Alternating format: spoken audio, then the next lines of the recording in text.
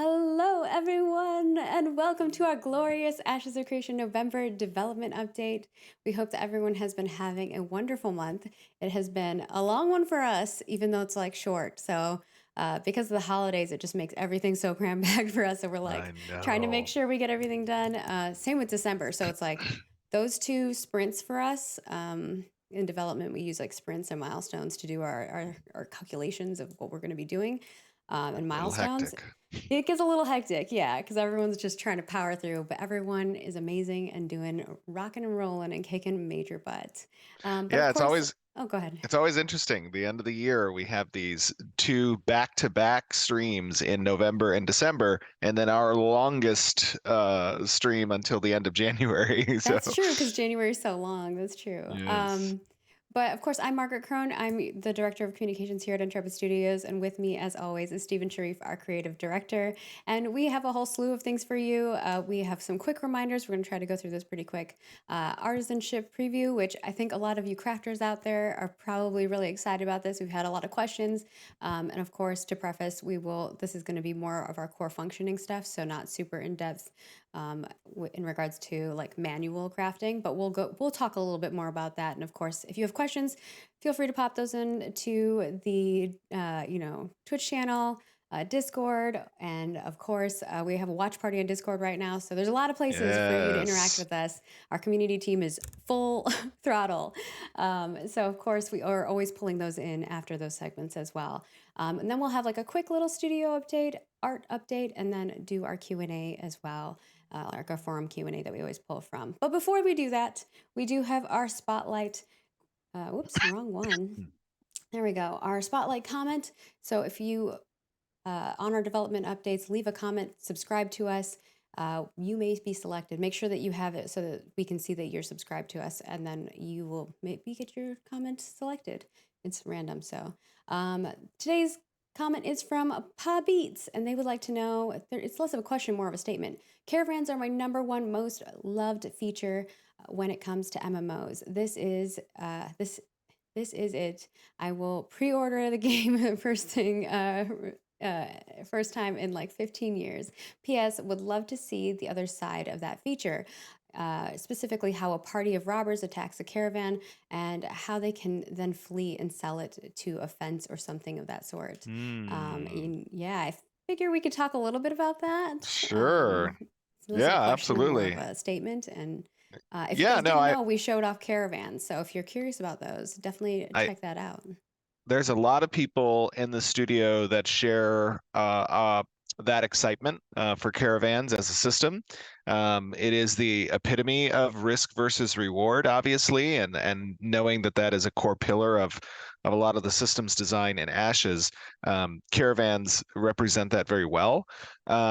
It took a lot of work to kind of get caravans to a place that felt good, both from a drivability perspective, but also from a customization perspective as it relates to crafting unique components and creating these vehicles that live in stalls that are located at different nodes and kind of their summoning mechanic and, leveraging them for the transit of these cargo and materials that are so vital to the economy. All of that in a fantasy world, you might see that in games like an Eve or something that's a little bit more sci-fi with transport, but it's not often seen in fantasy style games. And so I think that's super cool. Obviously, when we talk about the PvP element of them and that risk, I am happy to announce that in January we will be showcasing this is, I guess, a little bit of a leak of things to come, but we will be showcasing a large PvP battle around caravans, and you guys will get to see a little bit of the caravan raft take place as well. We should be in a good spot for that come January. So that's going to be really exciting, I think, for people to see. I know that we've had the last few streams have been kind of focused around mechanics within Ashes that aren't combat or PvP related. That's a good thing because what makes the world go round in Vera is obviously those types of systems, and it makes the events where player conflict does occur that much more exciting because of how much it took took to kind of set the stage for a high risk reward type encounter. And that's what caravans are all about. So January is going to be a really fun thing to see, I believe, and you guys are going to be There's definitely a happily lot of questions surprised. regarding the PvP element of just our game in general. And of course, when we showcased the caravan system, there were a lot of follow-up questions in regards to how PvP would play into that. And of course, we had already planned to share that, but the caravan system alone is such an in-depth system, and the PvP on Mhm. top of that is. So we just split those up. Hopefully, you all Yeah. understand that. And of course, we didn't want to put too much pressure on those teams right back to back. So, kind of giving a little love here and there. But of course, I think I misspoke last month. I meant to say that in the December, like at the end of the year, we are going to share the quarter. I believe that's what we had said earlier on as well when we announced the 2024 Alpha 2 timeline as well. And I think I misspoke and said next live stream when I meant to say like at the end of the year. So we will be announcing what quarter Alpha 2 will be next live stream in December's live stream to make it very clear. Yeah, Apologies not for the not too far confusion. away. Yeah. No, yeah, absolutely. We're only a few weeks away from that actually, Yeah, like that's we true. said. We're not that far away. Yes. But Yeah, I we just got a wanted to lot be of clear. testing that's been going on over the course of this month, and obviously December is going to be a big month when it comes to testing as well. I made a little bit of commentary about that in the Discord.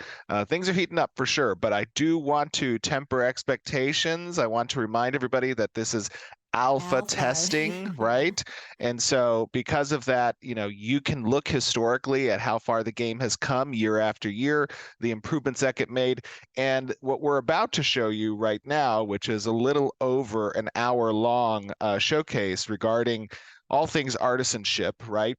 Um, I made a post in Discord yesterday that just went over kind of all the types of updates that we're going to see, and I want to reiterate them here before we actually move to the video segment. And I know a lot of you guys take your hour break to kind of watch this to I watch do our have a live couple stream. more Oh, I reminders. Okay. apologize. Oh, I'm sorry. I Yeah, thought that was my cue. just No, go through no, the that was not reminders your and then cue I'll do yet. that. Oh, okay, okay, No, it's go. You're okay.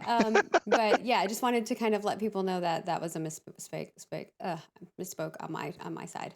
And Yep. of course, we do want to thank you all for helping us raise money for Extra Life. What an amazing campaign that we Oh my had as a gosh. team. You're wonderful. I mean, we can't thank you guys enough I for what you've forgot done that for that was Rating this Children's. month. I feel Yeah. like that was a year ago already. I know.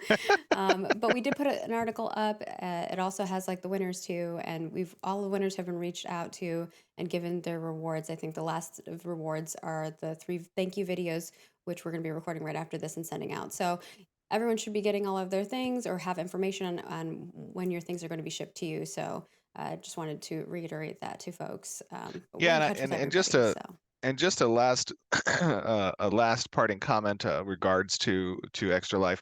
Those of you who didn't get to participate or didn't get to take a look, I think that as a community we need to celebrate our accomplishments, and yeah. it is a really cool thing that we as a community have come together over the course of the last several years to raise over $325,000 for Rady's Children's Hospital, and that is truly something that is unique about the Ashes community. I mean, we're not even in our game yet playing, right? And we have come together as a community very strongly and are capable of doing these things that help others and demonstrate the quality of what it means to be an Ashes of Creation community member. And that's something that I think is very unique, and it's something that we should be proud of, and that we should carry with us to the other gaming communities that we are a part of. And you know, we're all an eclectic bunch of gamers. We enjoy lots of different games. The cause that Extra Life presents, I think, is a worthwhile one. And it is something that touches the hearts of people who are gamers just like you and I, like Margaret and I. And it's really something that's noticeable for us to come together and perform like that. So kudos to you guys out in the community. That is truly something remarkable. And I can't wait to see what even crazier things we get to do in the future as we get closer and closer to launch and then post launch as well. and how we can integrate Ashes of Creations into more of those type of things. So thank you all. And of course, our community is just amazing as a whole. So we love how much you all interact with us on all of the platforms. So keep that up. And I know it's only going to get crazier when we start doing more guild stuff, because we are definitely going to expand to more of that as we get like in game and do that kind of stuff, because guilds are very important. But of course, I just want to remind you that we do have some dev discussions up. We have our dev discussion for respawn times.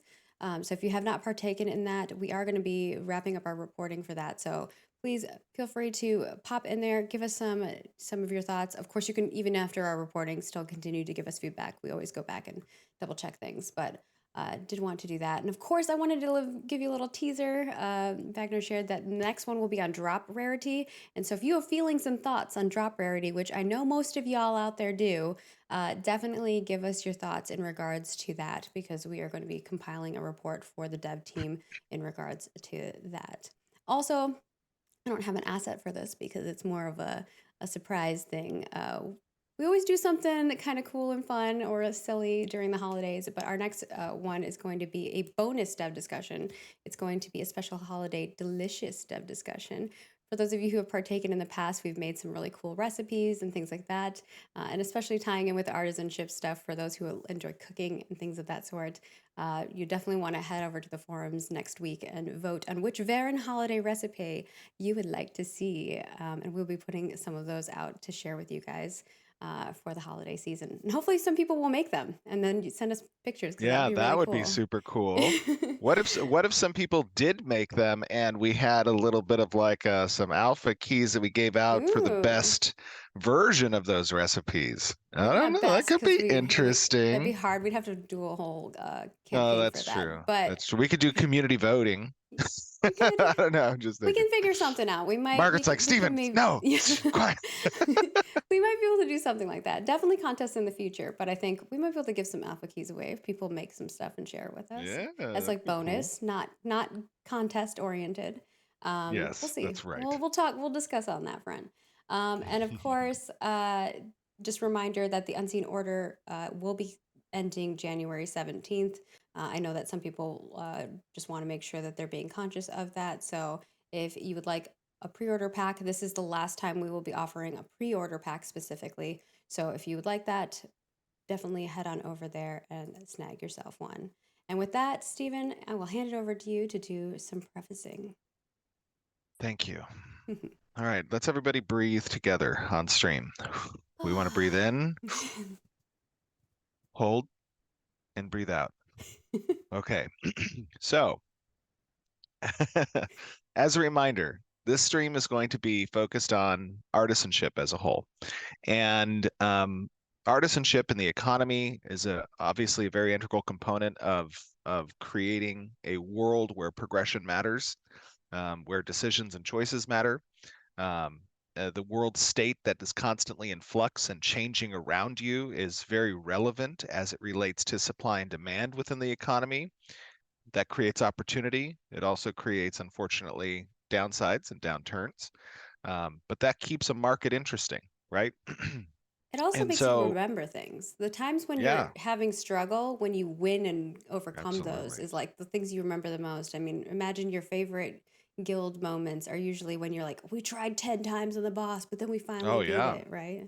100%. I mean, some of the some of the more interesting moments that I've had in other games was where there were unique and scarce resources that everyone was contending for, right? And those created, I think, very emergent and dynamic interactions between the players. Obviously, that was interesting. But okay, so what we're going to see today is not just about artisanship. It is also going to be related to several changes that happen within the game over time. And so, being that this is the end of the year or coming close to the end of the year, you're going to see a number of different updates to several different systems. You're going to see some updates on the UI front, a little bit more explanation, and perhaps a clearer picture for you as it relates to spatial management and the inventory systems. That's obviously something that is unique to the gathering system. you're going to see significant updates to game lighting. When we showed the night and day cycle in the past, there was a resounding feedback from the community to see a bit darker exploration for the night times to kind of bring that field of view in a bit more. And so we've updated that. You're also going to see some significant changes from our tech art team with the skybox and our volumetric clouds. I think it's something that creates a bit more dramatic atmosphere within this video. You're going to see the first showcase of processing and how processing works from a station's perspective. These are going to be systems that allow players within the node who may not have a freehold to still participate in some levels of processing. And that's an important distinction between what's available on freeholds and what's available within nodes. You're going to see get a little bit of insight to predicate systems that relate to what you can access in the wild. You know, we made this change a while ago that everything is accessible, obviously, from a resource gathering perspective. However, we do gatekeep some of the access points to progression within the profession, and you're going to see the certification, a very low-level certification process that's quest-driven. You're not going to see that whole certification process, but you are going to see how those resources are restricted. You're also going to see some tool making, kind of the initial tools that you'll get as a gatherer, which is going to be quest related to start, and then you'll have to be making those tools yourself. You're going to see a little bit of our recipe system and the recipe book, as well as the other crafting stations for those recipes. We're going to be specifically crafting a weapon in this video, and you're not going to see all of the accurate recipe components necessary to craft the weapon, but you are going to see a version of that right now. You're also going to see something that you haven't seen since Alpha 1, which is our corruption zones. And the corruption zones are something obviously that changes within the world state, and the world state is a very important aspect of what resources are available at what time. Corruption spreads as players do not respond to it appropriately. It can be the predicate for events, it can be the predicate for story arcs to kick off, and it does dynamically change the spawners within the world. Something that's unique obviously to Ashes of Creation is that world state change affecting the supply and demand of resources. And you're going to see a little bit of our adaptive resource, and from that, you're going to see a little bit of our adaptive resource gathering tech updates, where you see those resources change from night to day or from corrupt to not corrupt. And then there is going to be a little bit of a leak of a couple of ranger skills. I will give you another leak that next month we are going to be doing the ranger showcase again. There's 18 new abilities within the archetype kit that we're going to show off, and I think that you guys will have a fun time with that.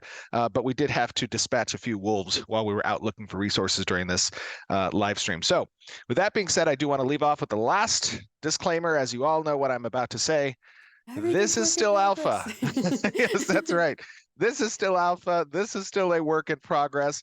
Things only get better from this point forward, but as is our responsibility, we want to show you how things are progressing, and we want to do so that you're able to provide us feedback on the directionality you see through these showcases, and can let us know how this relates to your experiences, how this is something you want to see, or what you would change differently. So keep in mind, as you're watching, what are the points of feedback that you want to give us? You can give them to us on YouTube, which will be released shortly after this We have live a forum stream. thread that we'll have up.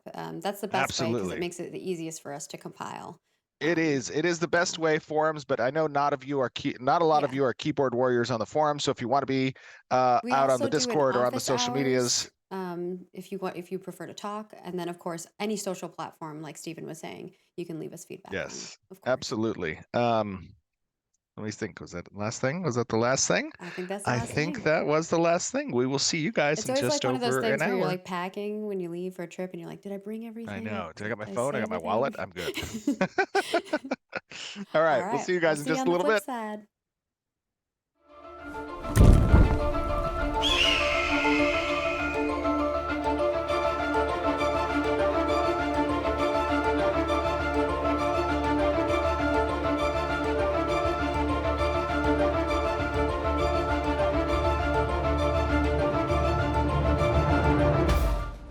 Hello, everyone, and welcome to yet another stream from Vera. And we have a very exciting stream for you today.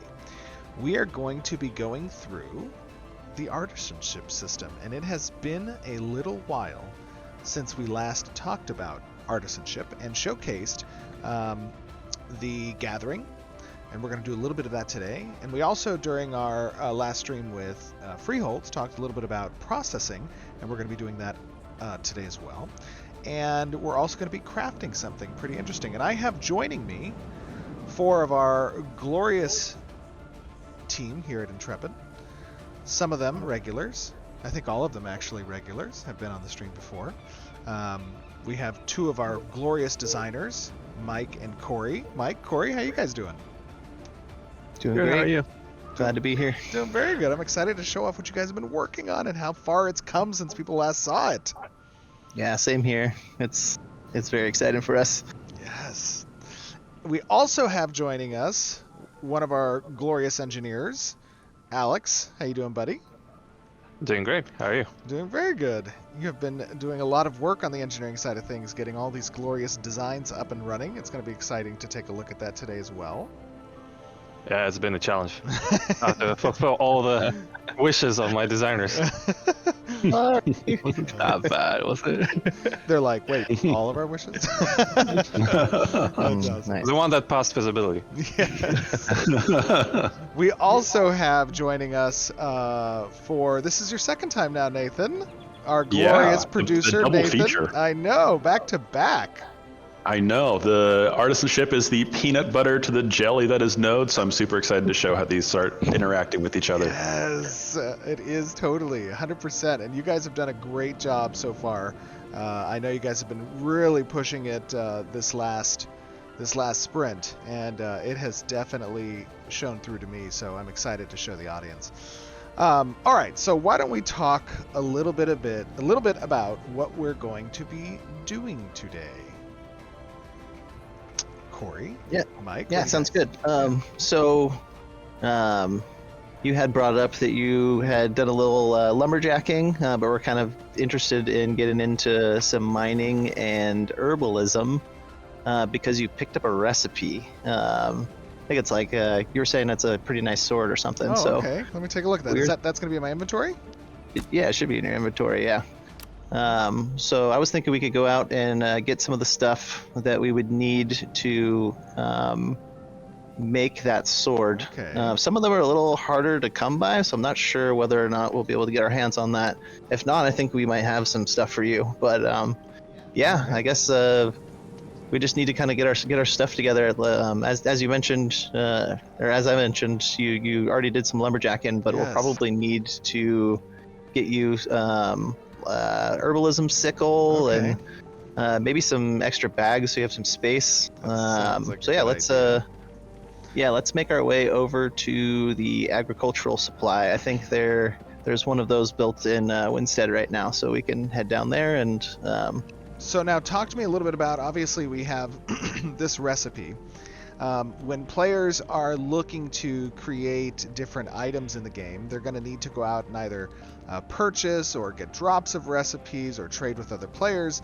And when they acquire that recipe, like I have here, it says Nightblade. I can use the recipe and I will learn a weaponsmithing recipe for the Nightblade. So I have a recipe book that I get to keep, essentially. I learn these recipes once.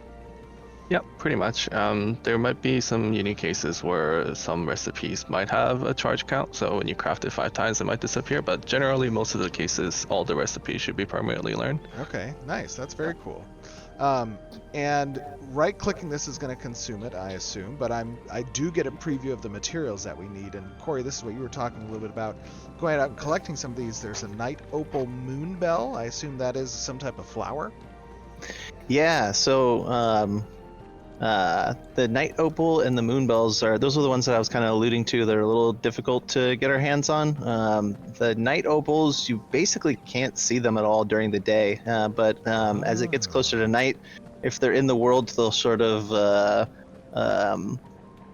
push away their shell and start shining a bit, and then the moon bells only bloom at night. So we'll have to kind of maybe we'll work on some of the other things that you need for the recipe, and hopefully nighttime will come around and we can find some of those things. Okay, very cool. So I'm going to right-click this recipe to learn it. Let's see here. Oh, very cool. Okay, it says learned new recipe, Nightblade. Okay. Yeah. Now where are we going to go to get this sickle you mentioned? Oh yeah. So right over here. Oh, okay. They got this area in kind of the back alley of the town. Yeah. So if you head through here, this is look. the agricultural supply. This is one of the service buildings that you can build in the node. This one kind of focuses specifically on artisanship, and you'll find stuff for herbalism, farming, and animal husbandry here. So if you talk to Mr. Willie over here, Willie yeah, so if you talk to him, he should give you some stuff that you can use to construct your first sickle. So, Okay. and then once you have those things, there's a little anvil here over here to your left, and you can craft the sickle there. And then I think once you have the sickle, you can talk to him, and it'll complete the quest and give you your first sickle. You'll be ready to go. This guy is incredibly rude. We need to have a conversation with the narrative team about how these vendors speak to the citizens of this village. This is unbelievable. He said he just he can't teach just any drifter. Am I just any drifter? Does he not see the crown on this helmet? I guess not. Yeah, we'll have to add to the mayoral narrative tags just so they can and up their respectful speech. He's not even going to pay me too for achieving these many tasks he has for me. He's paying you in experience. That is not enough. Oh man, I've had those jobs before. Same. Oh, that was so good. That was so good. Nice. Oh no. Okay, I have achieved this quest. It's called A Feast of Flowers. Awesome. Alright. So He wants me to show him my crude sickle. Nice. You should do that. We'll turn away. Right here. Wait. Whoa. This is going to be one of those streams. Okay. All right. So, what do I need to do with this? Come over here, next to the anvil. All right. Yeah, you. Yeah. So there's a little anvil right here. You can interact with that, and that should pull up the crafting menu. So as a gatherer, you'll be able to craft your own tools. They're going to take, resources that come from all sorts of different professions. You won't be able to, always source all of those things just yourself. But luckily, Willie's nice, and he gave you some components, and you can kind of just throw them together to make your first sickle here. So Nice. you can go through the craft. You should get that thing and show it to him, and he'll give you a little. Okay. Pat on the back. All right. And So send you on now your way. this is a great example as we kind of players as you're entering into Alpha 2 and you're wanting to get started into artisanship. These different professions will have a number of quests available to introduce players to their first tool sets, and then from there, tool set sustainability will be incumbent on the player to continue to gather the resources necessary to repeatedly create these tools, because they have a durability that gets expended when interacting with the resources in the open world. Exactly. All right. Okay, so I'm going to talk to him again, and yes, I made the sickle. Okay, now he's criticizing my crude work. Okay. All right, but that's fine. We all know what your first mayoral decision is going to be is destroy agricultural supply. Yeah, this guy is going to Defund the agricultural supply. Yeah. Oh no! All right, very cool. So I and now. You can preview it in Artisanship page actually. Yeah. Once you, there you go. You should have your rewards now. There we go. Equipped to artisan tool slot. Very cool. So now it is in my artisan tool slot. Should I open that and take a look here? Yeah. Perfect. Okay. Cool. So, very cool. yeah. So we have that panel open. This is kind of like the hub for all artisanship stuff. I think we poked around here a little bit in some of the previous streams, but on the right-hand side there, you can see all the different slots for the tool types for each of our 5 gathering professions. So Awesome. it looks like you have one of each of the tools that we're looking to use today. can also Now, kind of I'm notice. already very progressed in my lumberjacking. Oh yeah, you said you're like, what level are you? I'm like level 9. I'm about to be level 10. Oh, that's awesome. Okay, so like while we're out and about, if you hit level 10, you should be able to upgrade your certification to apprentice, and that's one of our certification breakpoints. And once you hit those breakpoints, it kind of opens up a whole new range world, you of might stuff say? that you can do, new tools. Yeah, exactly right. A new portion of your skill tree. So we should for sure get you Oh. that level 10 and see what happens. Wait up, Steven. We need to prepare for a journey. Oh, where are Oh we yeah, preparing? yeah.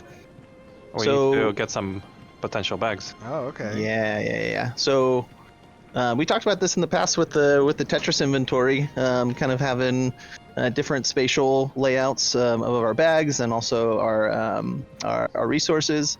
And so we've been working on that a little bit and trying to set up bags that have spaces that are optimal for the shapes that are going to be associated with the resources, and having stats on the bags that will change the stack size and how much you can stack stuff up. Right. So since we're going out, we're going to collect a bunch of stuff. You should grab one of the bountiful bags from Willie, and then we'll go over to the stoneworks and see if we can grab a I mining also bag see as well. that Willie has a number of different farmer shirts and novice herbalism or herbalist skivvies. Do I want any gear from this?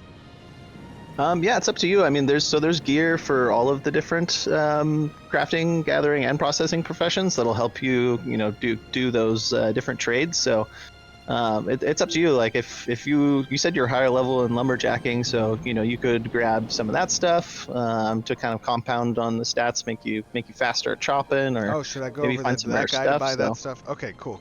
So from this guy, let me purchase his bags.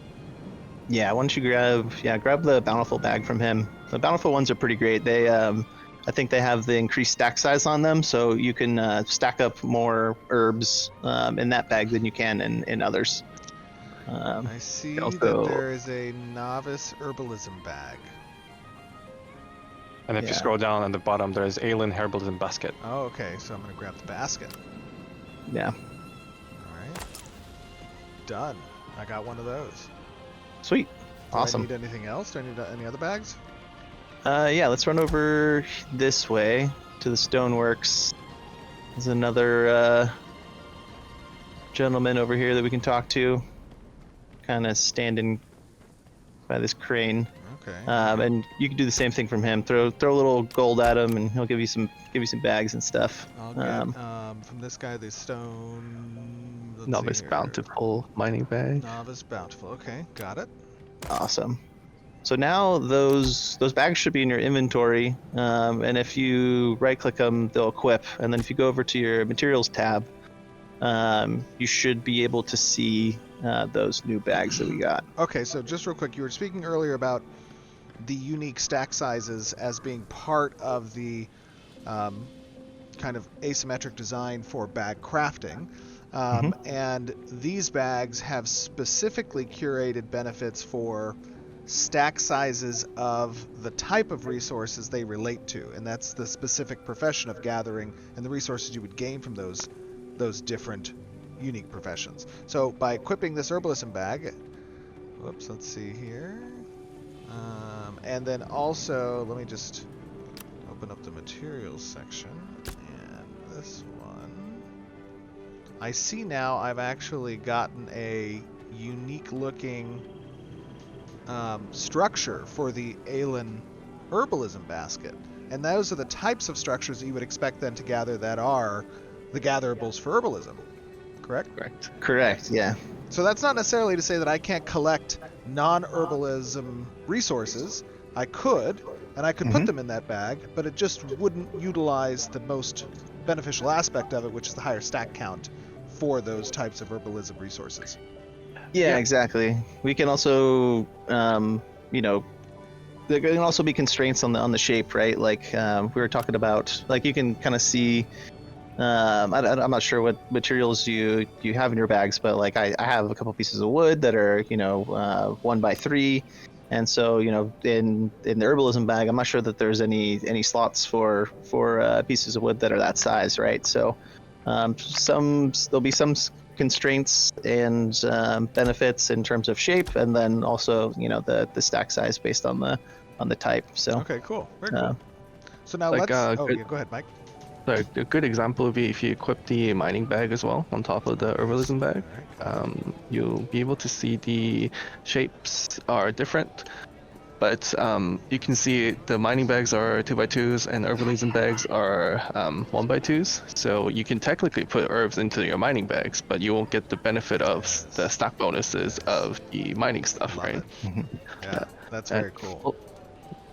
Oops, sorry. Go ahead, Mike. Were you saying something else? Also, the earlier versions might be very restrictive in sizes. So like the novice mining bags and herbalism bags are very shape restrictive. But as you level up and then make better bags, it might be more generous of shapes. So you could technically do some other things as well, and then have more bigger sizes and be able to hold more variety of things as well. Okay, very nice. I think that's pretty cool. Should we go to the lumberjack to grab those? Were you talking about some equipment that he might have that might help us with our lumberjack? Oh yeah, I do definitely, wanna yeah. level that up.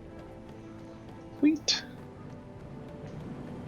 Oh, I Yeah, see. up here Okay, is- hold on. Let me see here. I also have a quest that relates to we rise after felling. Oh yeah, that's the certification quest. So as you mentioned before, we're planning on having some content related to onboarding players to the different professions, and you're going to need a tool for the first time, and you're going to want to craft a thing for the first time and kind of learn how to do those things. But we also want to extend that out to kind of more of a individual story arc like experience for players. So as you become a better lumberjack, you'll play out your story as a lumberjack. So these different certification quests are meant to be kind of keystone moments in that story progression. So right now we have something kind of simple set up. It looks like you already had collected all of the wood that you needed, right? But you also need to reach the level needed to even take on an apprenticeship. So I Buy some of these think things. yeah, see what he's got. I'd check out some of the gear. I think that will, since you're already pretty good with the wood chopping, you could probably get a little faster with the gear that he has. So he does have. He has a shirt, pants, and I think and a tool belt, and Yeah, each of them are yeah. giving different benefits. Looks like I'm getting lumberjacking speed from the pants and from the shirt, and the tool belt's going to give me processing.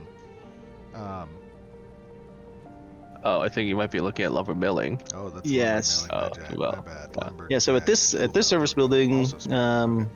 we're housing another 3 professions. So there's carpentry stuff here, there's the lumber milling stuff here, and there's also the lumberjacking stuff here. So Woody's gonna have stuff from all 3. And if you're looking to do any woodworking related activities, he's your guy. So And that's sort of what we mentioned when we were showing the nodes in a live stream a few months ago, was like your ability to build buildings to really cater to the important industries to your region or to your node. Yeah. Yeah. Let me just take a look here. I know this is obviously, guys. I want to state this again. We always state this in every showcase, but everything you see here is still a work in progress. We are working towards our Alpha 2. That includes things like visual effects, like UI. These are all very functional states, but not necessarily at their polished states. So there's still a lot of work that needs to be done there. I noticed that we have 3 slots for the equipment that I just put on, and they're not displaying visually, but we do intend to provide that visual display as an option to the characters, correct? Correct, yeah. Very It good. would be a toggleable thing that players could be do in the future when we get some assets. Yes, absolutely. There's a lot of assets. All right, so what should we do here? We want to go out and gather some stuff?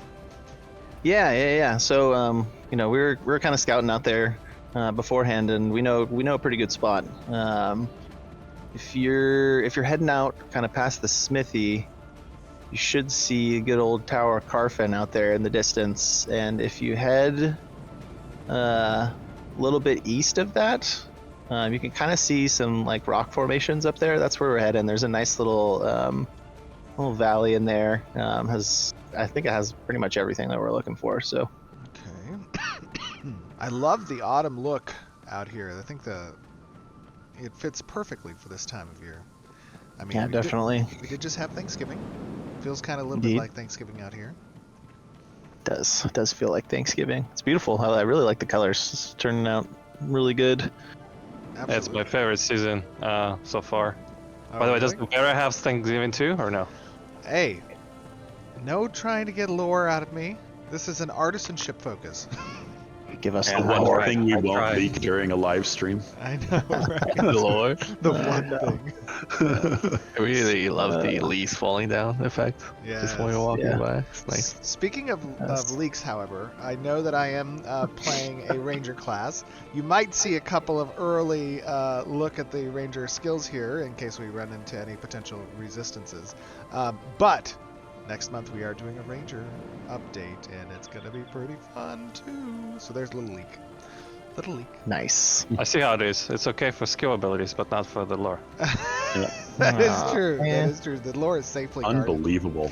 Ooh, So we do have some wolves. Someone's chopping out there. Is that you, you're Nathan? chopping. Yeah.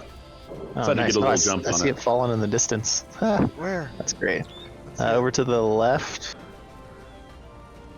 I think he's up on that hill. Are you trying to beat me onto the? Here we go. I'll chop down some trees too. Oh, this is ash. We need oak though, right? Or do I need oak? Yeah. Yeah. Yeah, that He's dash just will trying to be helpful.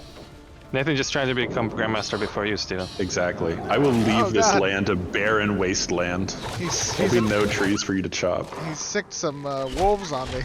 Yeah, all part of my master plan.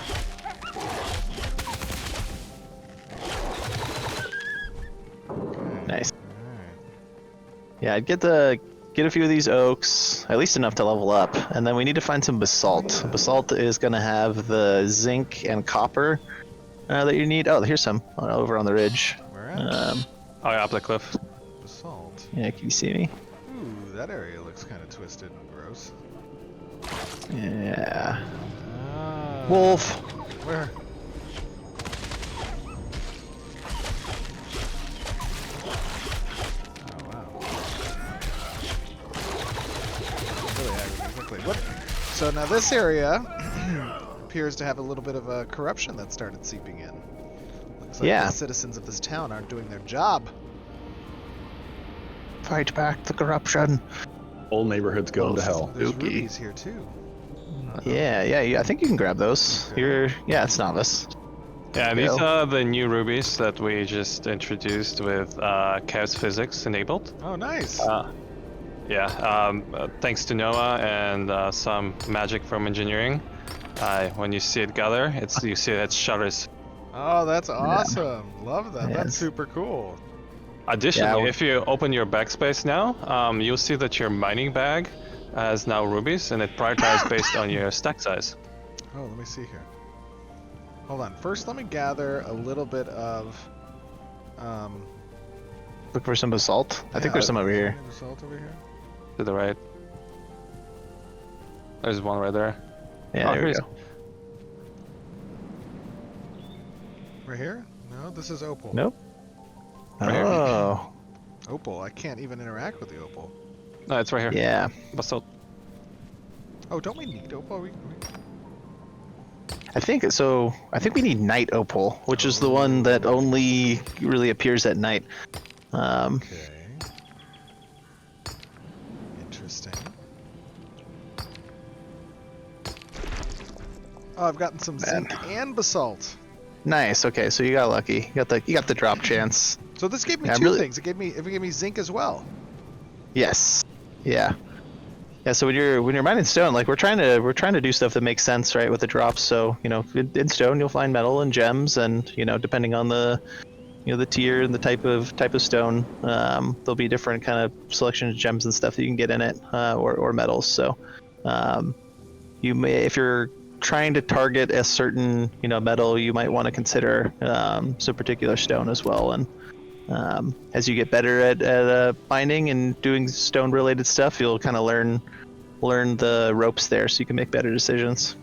Okay, that's cool. Additionally, as you gather, you can actually notice that your durability goes down for your tools. Oh, really? Let's see. I'm using this pickaxe. It's at 95. Nice. All right, you got plenty of durability left.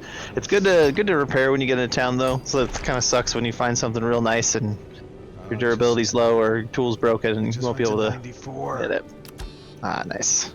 Man, I really love the physics. It's like, I remember in the Gathering stream, we were showing off the trees, and we kind of like set a precedent with how that looks, and now we have to make all the other stuff just as cool. So the rocks and gems and metal were like kind of a big hurdle for us, and having it in a place where it's starting to look really good. That was super exciting. That was cool. That was actually really cool. That should definitely knock you over or kill you. Oh, I leveled! Yeah. Let's go! Hey, there we go. Oh, I've reached Nice. level 10. Oh my god, that just killed Mike. I'm alive. Trees can't kill me. Grab some daffodils, maybe? So you leveled up, you said? Yes, it said I leveled up. Ah, okay. Well, you gotta. Okay, so when you level up, you're gonna get some skill points, and you should be able to put those in your skill tree. You should pop that open. There we go. Okay. Yes, Yeah. I have a bunch already allocated, but now I have 2 new points.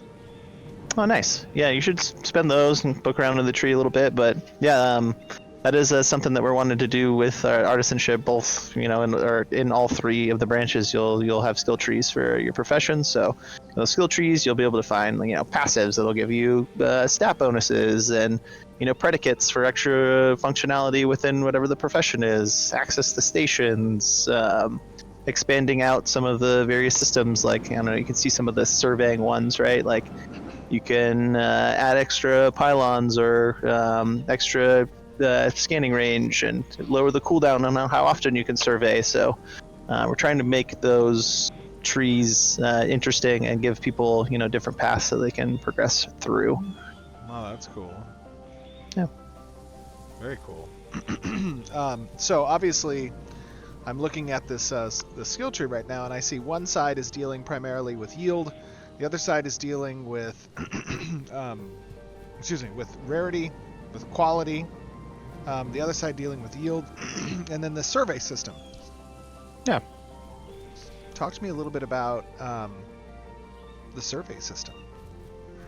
Yeah, so surveying is something that we're trying to use for gatherers to really kind of interact with the things that we want to do with our dynamic world. One of those things is we want to be able to spawn stuff randomly, and we want to put it in places in the world that will make people travel and bolster up our local player-to-player economies.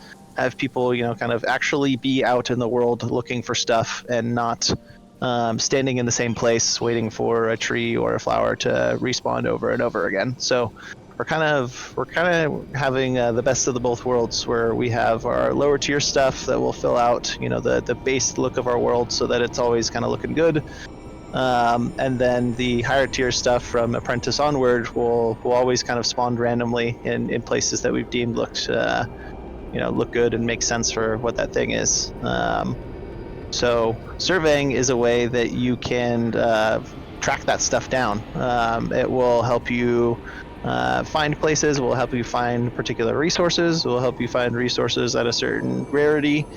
And yeah, so it should be something you could do as a gatherer on your own, or group up with other people to bolster up the power of your survey or the range or reach of it.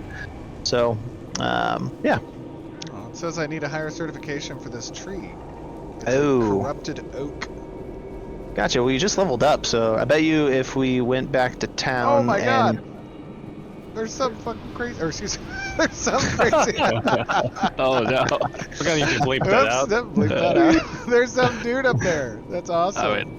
I would say the same thing if I saw that. I know. Oh, geez. Ancient horror. Step away from a gentleman. Yeah, that's Yeah, let's back it up back a up a little bit. Yep. Yes. How are you doing on backspace, by the way? How am I doing on what? Say again? Backspace, yes. Let me open that up. I have 3 copper, 22 basalt, 17 zinc, 5 ruby, a number of dandelions and daffodils with some plant fibers. Okay, that's cool. And a bunch of Nice. wood.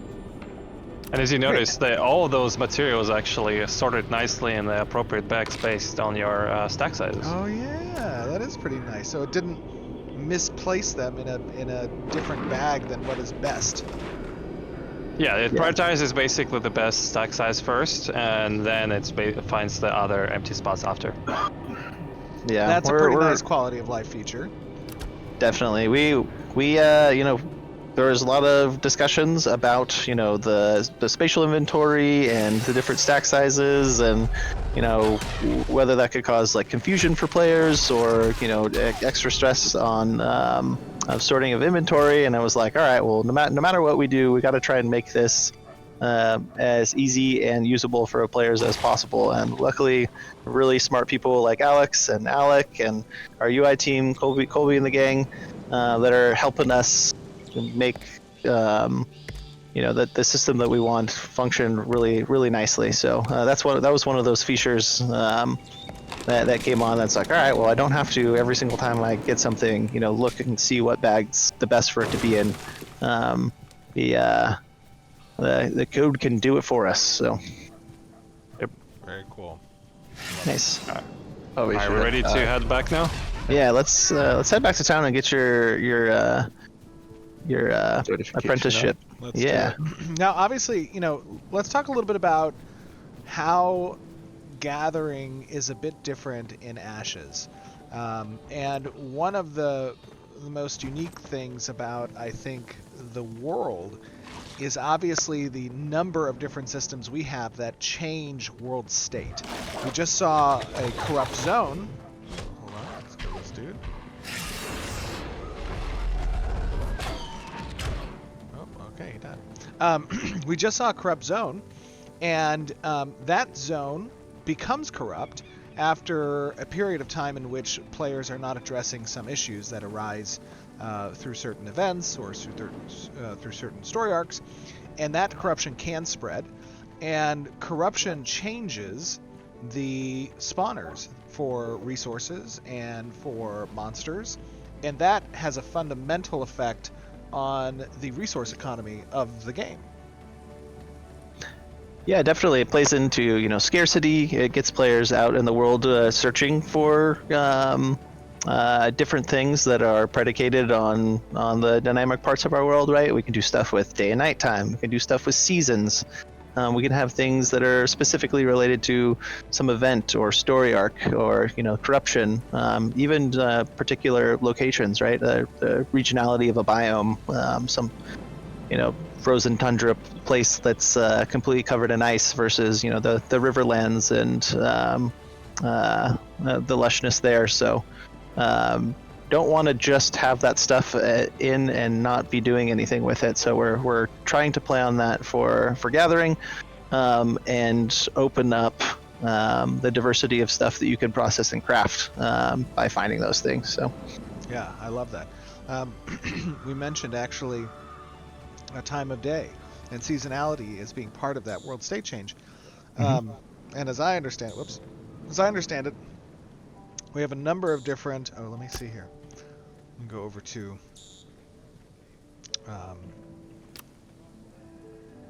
recipes. Can I look at don't we have to gather some recipes or some materials that are predicated on time of day? yeah, I think those are the ones that we're talking about that are part of your Nightblade, right? The moon bells and the night opals. Night opals do not reveal themselves during the daytime. Surprise, surprise. And then the moon bells are similar. Yeah, they only bloom at night. So if you're looking for those in particular, you want to keep an eye on the day-night cycle and know where they're found in the world. And yeah, I do have some powers if we want to perhaps change it to nighttime that I could use. Shall we? Because it'll take a little while probably for us to get to nighttime. At least another hour or so. Yeah. Okay. Let's do it. All right. Hold on. Stand by. Oh my goodness. There we go. Now. Ooh. Okay. It's Things are looking getting good. A little freaky deaky out here.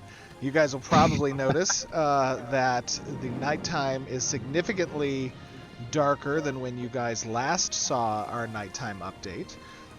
We saw feedback from the community that bringing in the field of vision through the lighting in the environment was something you guys wanted to see, and that's what we have adjusted a bit. Now, I'm excited because I have a certification that I think, update now, right? Yes, you should be able to upgrade your lumberjacking to apprentice, which give you access to new tool, so we can craft one of those if you want. We should make your chopping faster, help you find some rare stuff. Yeah. All right, let's see here. I'm gonna accept. There we go. We've Ta-da. done it. Yeah, so I think if you open your artisanship window, if you look at your lumberjacking, it should say that you're an apprentice now. Yes. There we go, and you got a nice little chunk of XP from that too. It's nice. Yeah, that was pretty good. Cool. So now that you've done that, go. I think this anvil.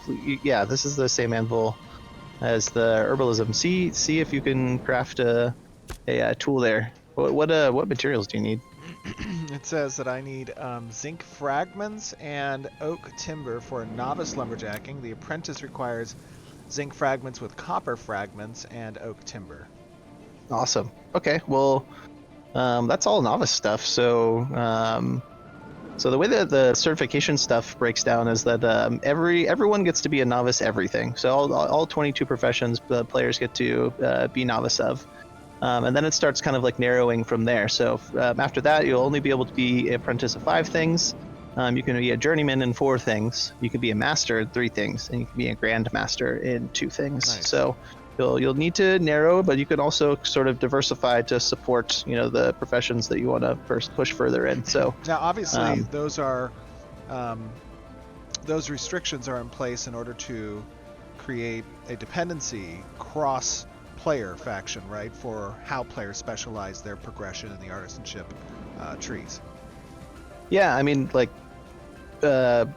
being social is important to us, right? Like, we want players to interact with each other. We want the professions to make stuff for the other professions that are useful.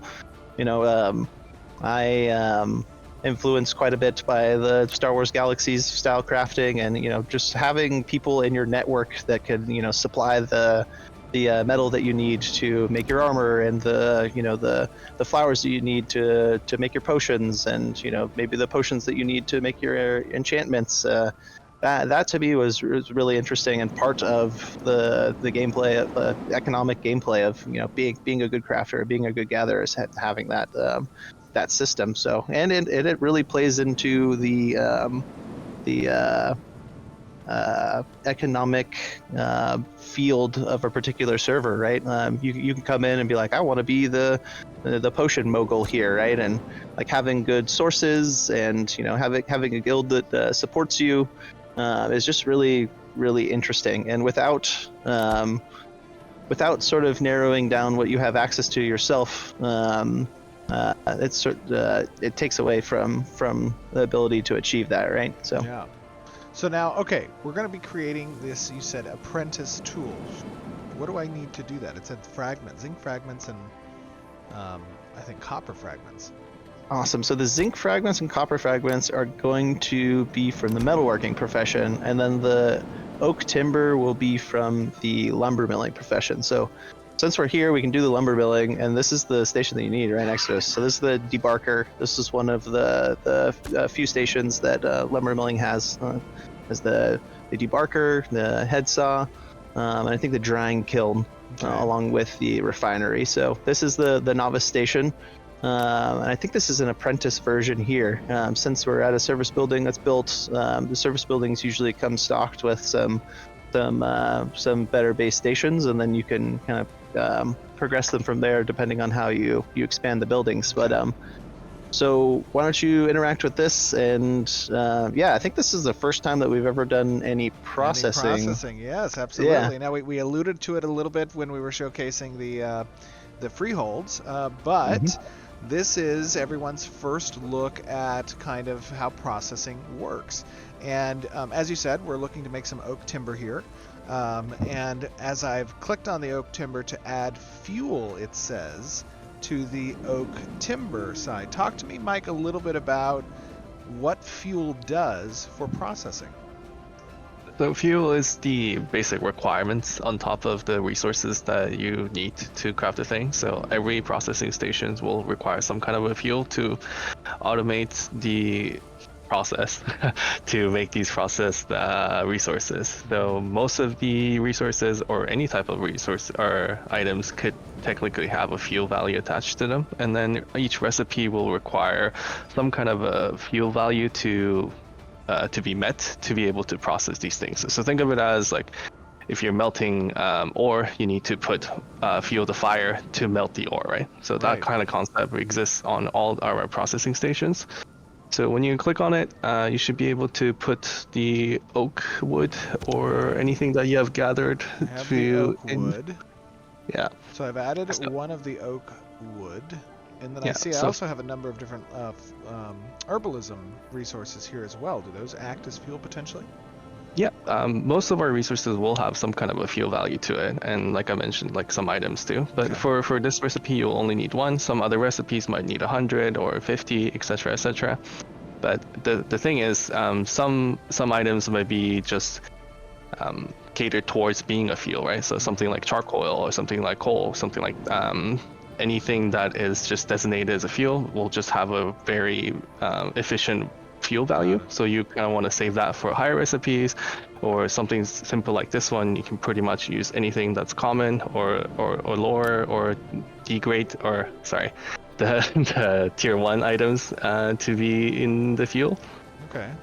So I've added in the wood for the fuel, and now it has my fuel has been selected, and I can start the job. It says that the duration is 1 minute. Now I'm noticing at the top of the processing station that we have 3 available slots. Is that a queue that players can use? And is it shared? Is it for just themselves? Talk to me a little bit about that. For Node, it's personal, so we didn't want to congest like only 3 spots for every single person in the node. That would have been pretty bad. So it's the queue system is only for yourself, but something personal like freeholds would be station based. So if 5 people wanted to use one station at the freehold, you have to wait in line, and then that kind of comes into the family system we talked about on the freehold live stream, where you want to have limited access to whoever is viable for the fuels or for the stations. But for any service buildings in the node, it's all personal, so you can queue up as much as you want, and then someone else can just come by and use the same station and then queue up for their station. That's awesome. Additionally, it will also be influenced by nodes. So like right now you see 3, but it could be 5, it could be 2 simultaneous jobs, etc. based how your node grows. Got it. So there are specializations that the processor can take if the node should elect to do so, and citizens participate in that upgrade that would increase that size, or perhaps even the efficiency of the processing jobs as well, both speed, quantity of receipt, any rarity procs, anything, all of those play a role in upgrade potential that the node might choose to specialize in. Right, but just like we discussed in Freeroll live stream as well, the node processing only goes up to journeyman. So if you want to do the highest tier of processing, you probably want to seek out the freehold owners, basically.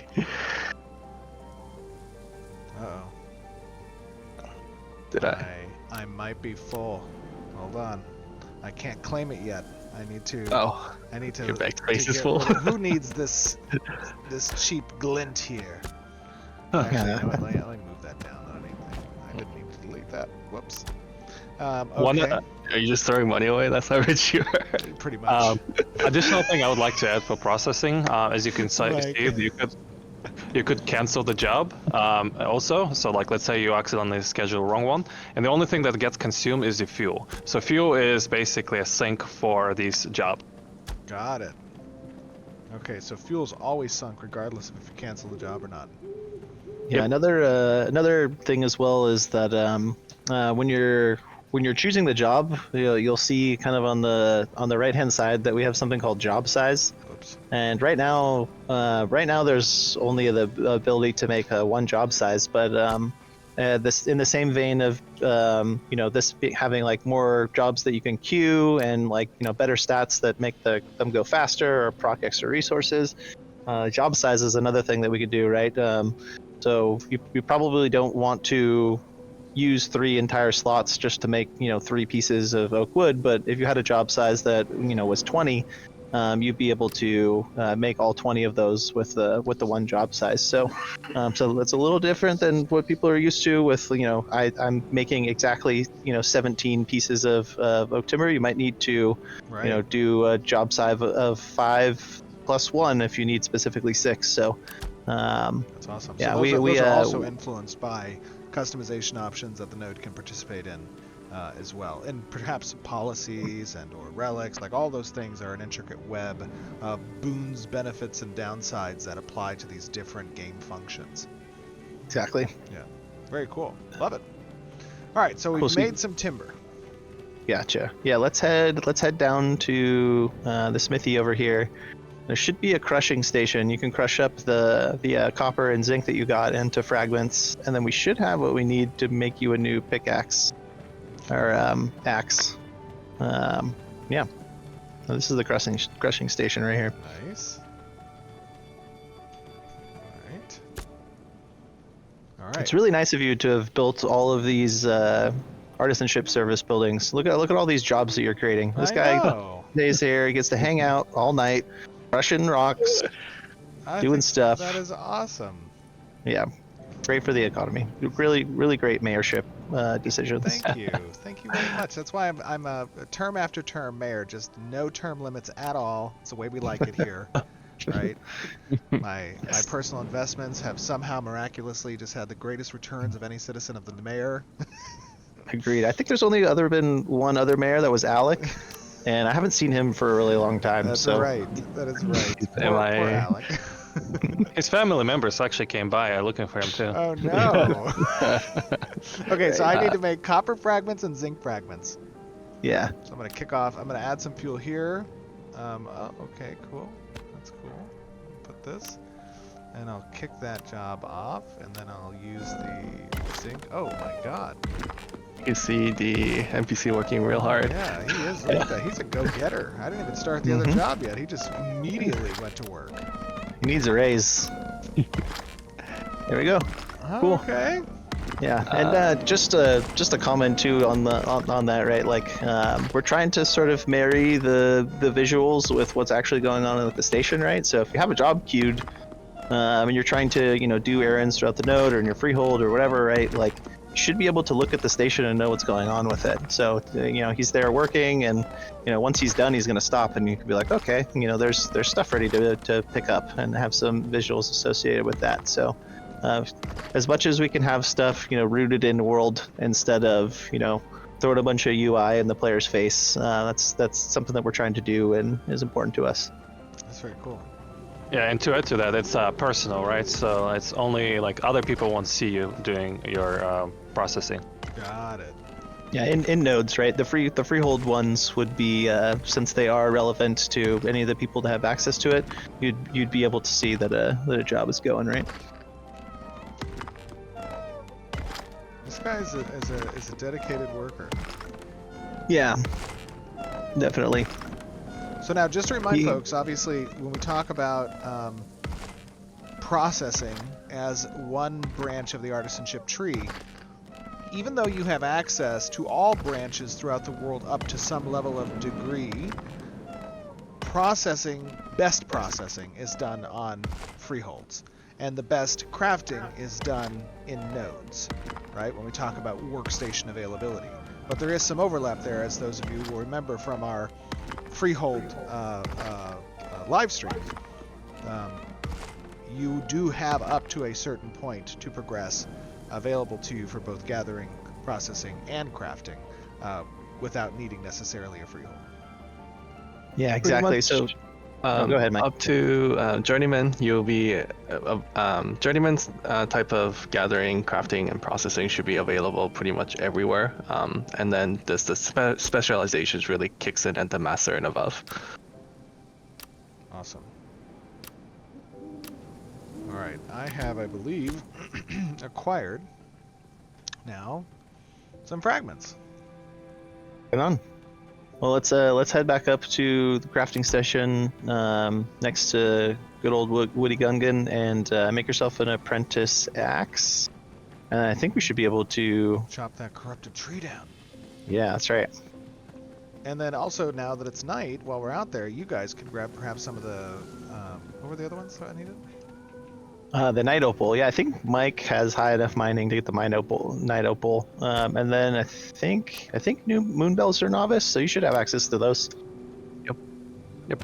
All right, so I'll grab the moonbells. Perfect. All right, I'm crafting my new apprentice lumberjacking axe. Ta-da! It is equipped. Nice. Let me see. Cool. Ah, very cool. Sweet. It's there. How fast is it? It's 30 lumberjacking speed. Oh, nice. I think the other one was like only 5, so you should be fast. I forgot When we to get out there, we should race. See if you can chop the tree down faster than me. All right, let's do it. I'm ready. Let's right. go.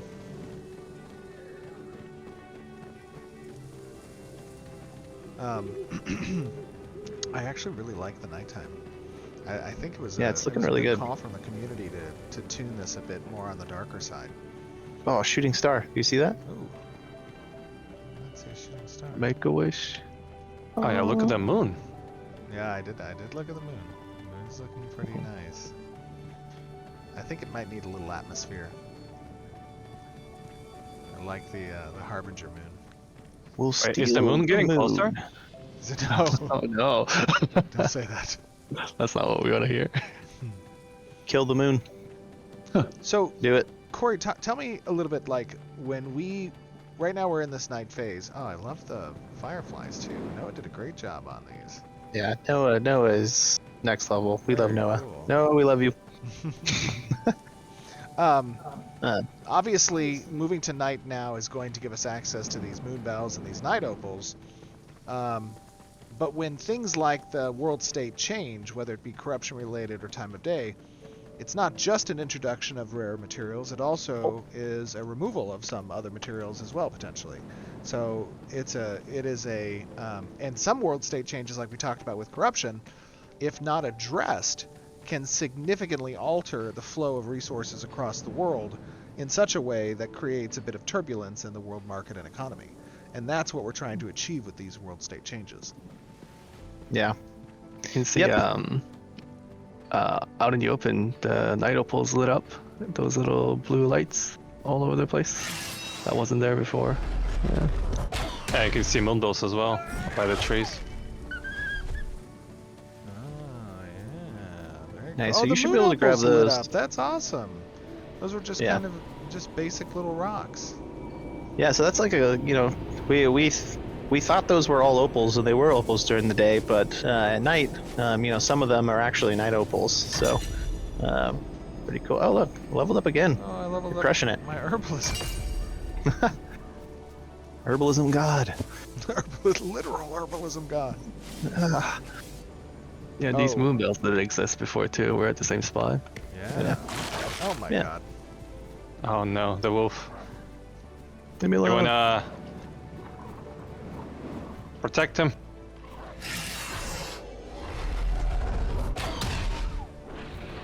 Mike, no. I'm like max leveled, so I'm just slaughtering these wolves. Can you pet the dog, Steven? No, but I can shoot it with an arrow in the Let's see face. if you can kill my this goodness. faster than me. Wait, let's chop the trees down together. It's right here, Steven. Right here. Hey, where you at? Where you at? Right here. Alright, I'll start. All right. Wait, no. Hey, no. Wait. Okay, Three, two, two. 1, go. Wait, no, we messed up. We can do this. How many people does it take to chop down a tree? Okay. Cool. I'm pretty sure it doesn't matter. You just way Ready? faster. I have no 1, clue. 2, 3. Oh! You just got wrecked. Excuse me. You just got wrecked. This is where PvP starts. Excuse me, sir. Give Well, me my the lumber? wood. He's already purple. Let's go cut down that corrupted tree. Oh yeah. That's why we're here, huh? There we go. Yes. This place looks so good at night. Oh man. There's the spooky dude again. He's just chilling up there. Yeah, he's eyeing us. He's waiting for the next challenger. Will we approach him? No. Stay away Who's from next? that guy. Yeah. Oh my It looks like God. one-shot city up there. Oh, I can't get these blood-boiled spirit foods. Yeah. I can tell you the lore behind that, or never mind. Alright, Yeah, I got some of those. let me grab this thing. Come on now.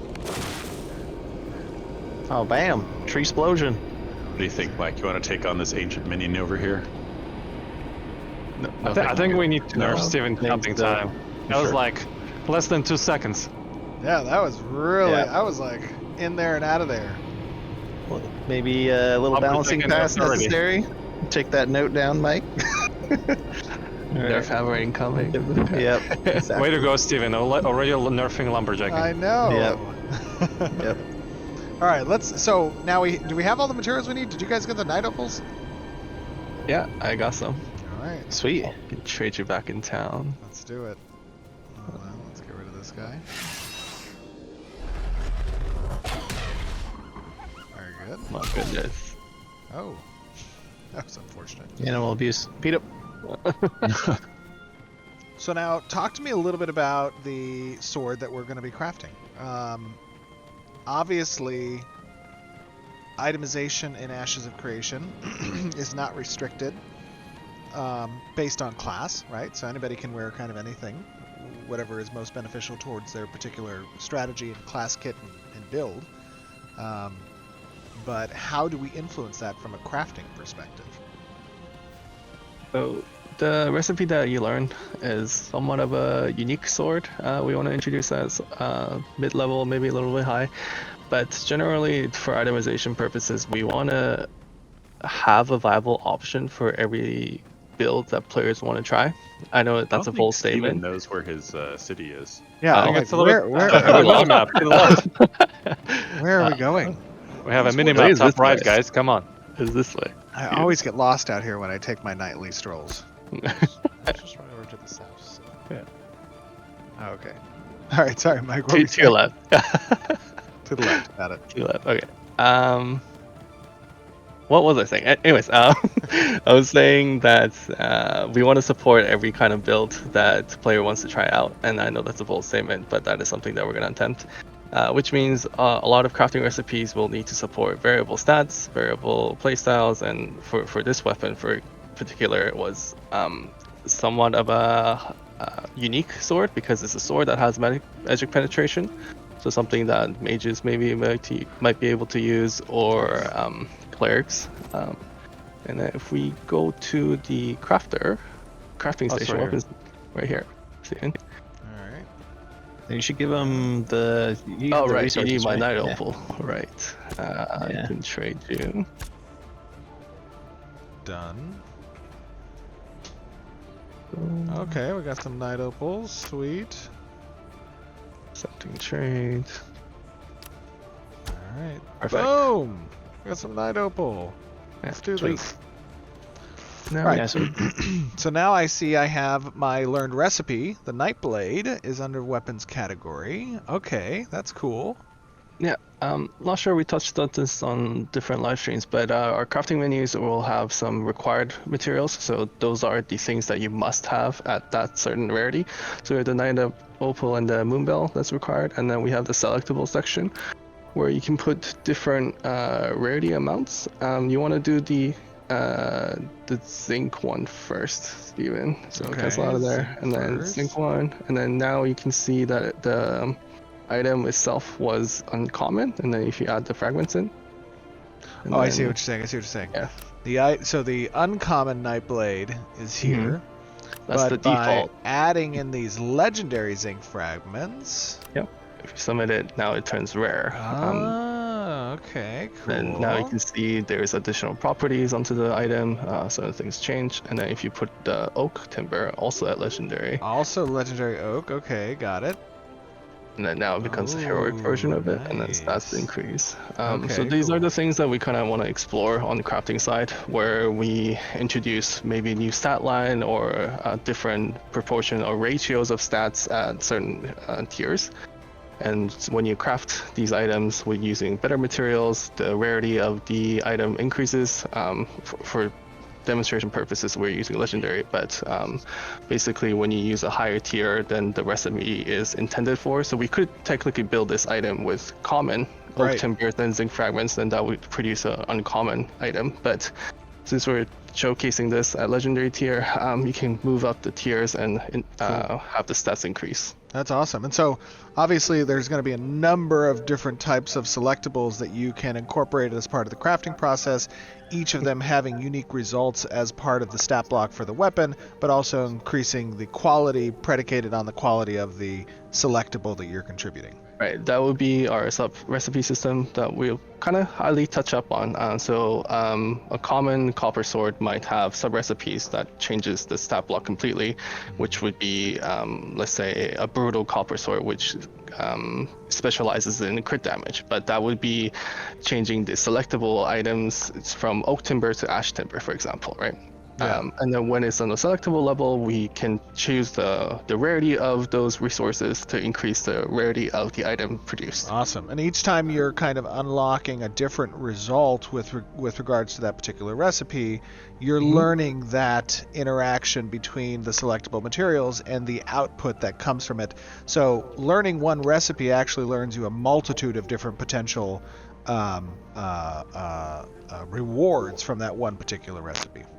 Yeah, we have something unique. Something unique in our crafting system where we want to have recipe XP of some sort, and then those sub recipes could be earned by leveling up your recipe, which means that you have to craft the Nightblade multiple times to level it up to have a better result. So the sub recipe could be from a vendor recipe or world drops, like we said earlier. But the idea is one type of item can have potential to be multiple different outcomes. Cool. Awesome. Yeah. Okay, let me go ahead and craft this weapon. We've done it! We've received a Nightblade. The loop is complete. Oh my god, we made it through the entire loop. Let me see is foretold. I know. Let's see. Let's take a look at what we have in our inventory here. So I see we have a heroic Nightblade that's doing some physical damage and magical penetration with some magical damage as well. And if I compare that currently to my longbow, obviously we have some comparable version there. But let me go ahead and equip this. Oh, that looks good.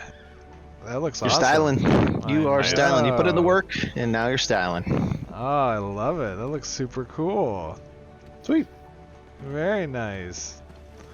Let me see. You want to raise it up for the fam? Yeah, I gotta get the right perspective here. Hold on. Stand by. Ladies and gentlemen, we have crafted world first on the Nightblade. We have done it. Very cool. So guys, we just walked through from start to finish crafting one particular recipe, of course, of many, as itemization is a very key component of player progression within the world of Vera. And as you can see, from gathering to processing to crafting, this is the type of experience and the unique aspects of that process that is within Ashes of Creation. We do these demonstrations so that you guys get an early look during development on the direction of this particular core loop, this core system to Ashes, and we want your feedback on it. What did you think about the gathering, the processing, the stations, the times that it takes, the queue system for it, the unique interactions with the recipes, the progression of the recipes, the tool dependencies, and the skill tree that you saw, the unique world state that influences the economy and the ability of players to accumulate these resources and move them across the world. We're fresh off of a caravan stream as well, where you kind of see how those materials, those resources, that wealth gets accrued and transited across the world. So all of these things are things we want you to opine on in our YouTube, on the forums, on different social medias. Talk to us about what you saw today and how you feel about it. Where do you think that it could be improved, and how it relates to your previous experiences and other MMOs that you've played and what you've enjoyed about them. But otherwise, Mike, Corey, Nathan, Alex, thank you guys for joining me. I know the audience obviously appreciates all the hard work that you guys put in, that everybody on the team puts in, and this is a very big group effort, obviously, to get these types of systems up and running. I know I appreciate it. The audience does too. Thank you for joining us and chatting with us a little bit about how all the stuff works. And everyone, I will see you guys back on stream in just a moment. See you all. Thanks so much, y'all.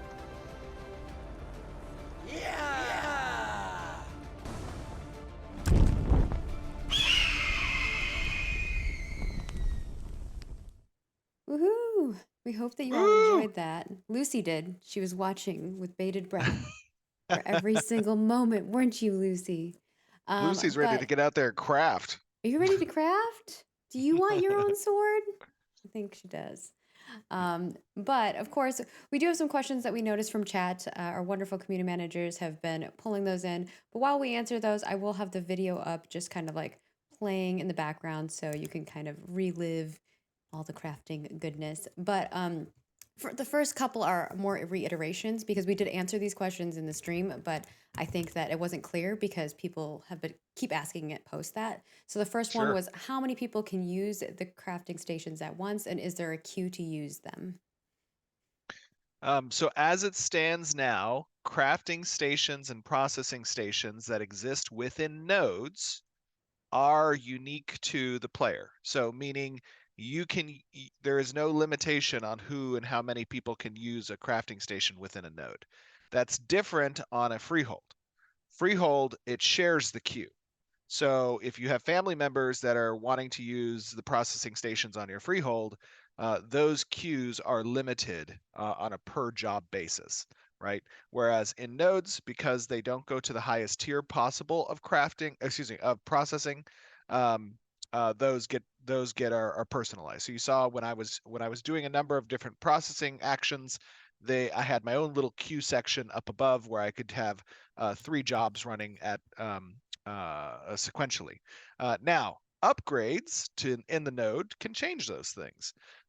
So as the service building that's offering the processing or the crafting, it has upgrades. There are policies that exist. There are certain relics that you can acquire, all of which change the dials a bit on processing yield, processing time, processing job size. Like those things can get adjusted, and that helps players determine, where do I want to go to do the things I need to do? Which node should I use? It is important to understand how that node has specialized, because you only have a limited amount of specializations you can do with the service building plots, the policies enacted, and the upgrades chosen. Can you provide more details in regards to the design philosophy behind why it's a queue system for freeholds but not for nodes? Yeah, absolutely.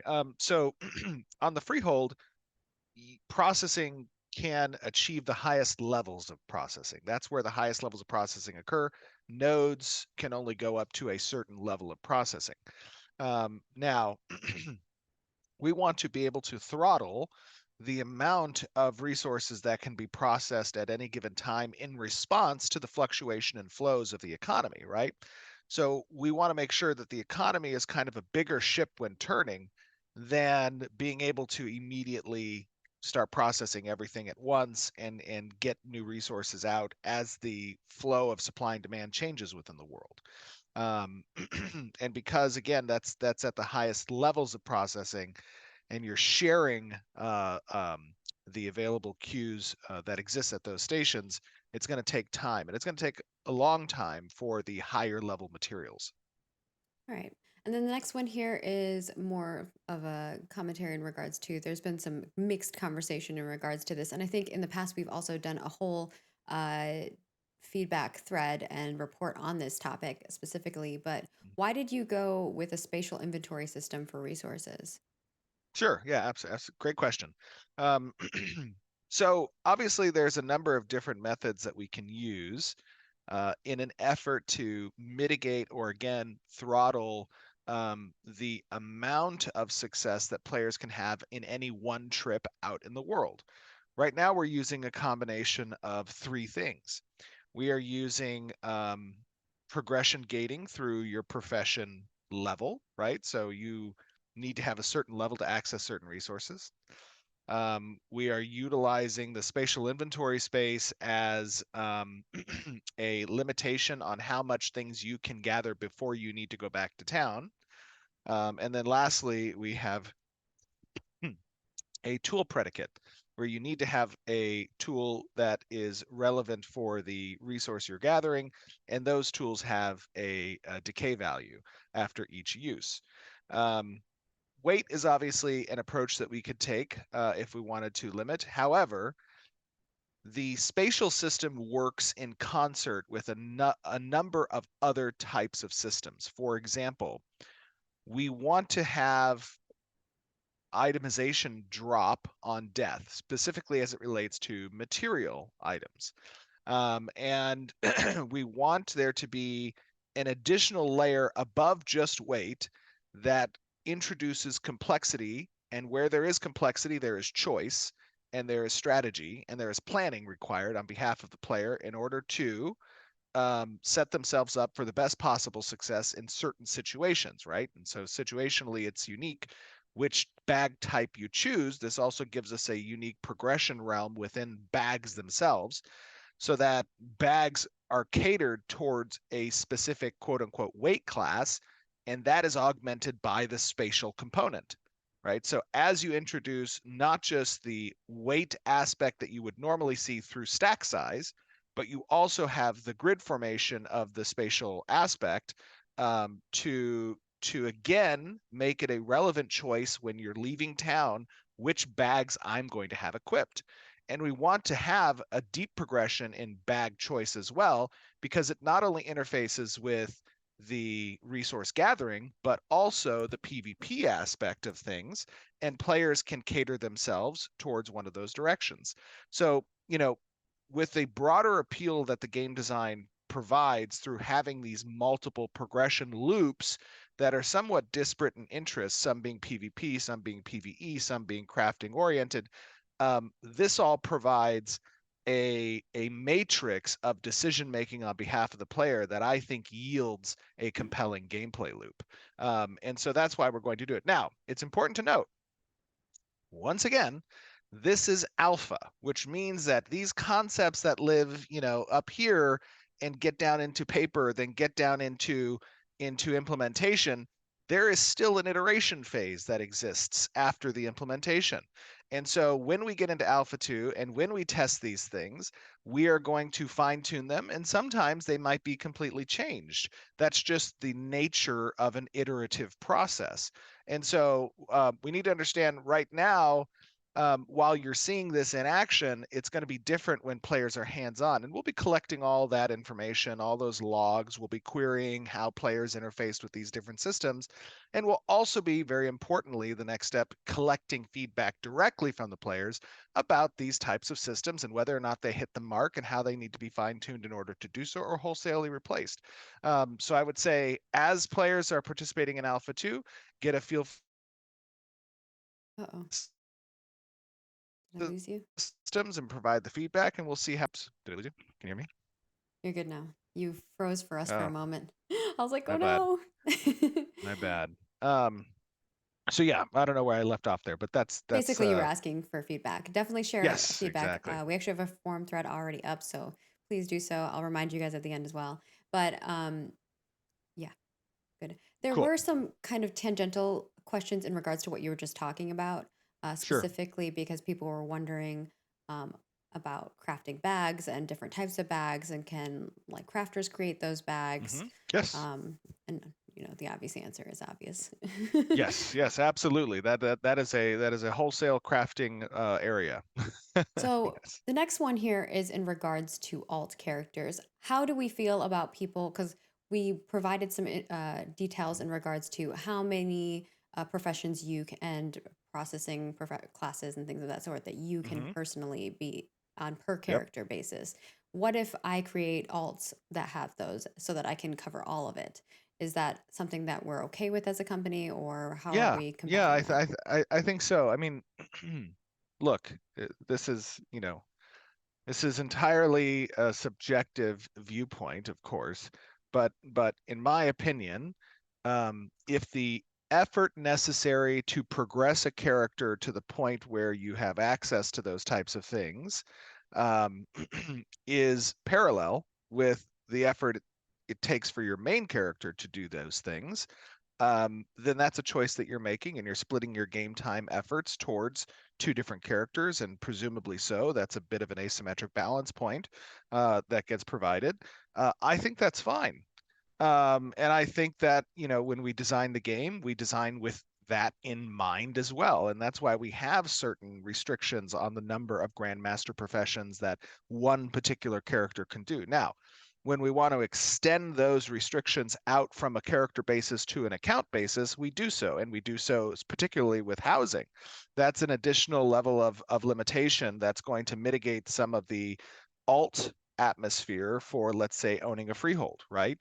That is something that we place as a restriction because we feel that the limited reality space that exists within the world is something we don't want to extend to the alt atmosphere. And so in that situation, a player might have to, get another account or something, or do some obfuscation there. But from the perspective of progressing within the crafting professions and within the processing and gathering professions, that's acceptable in my opinion.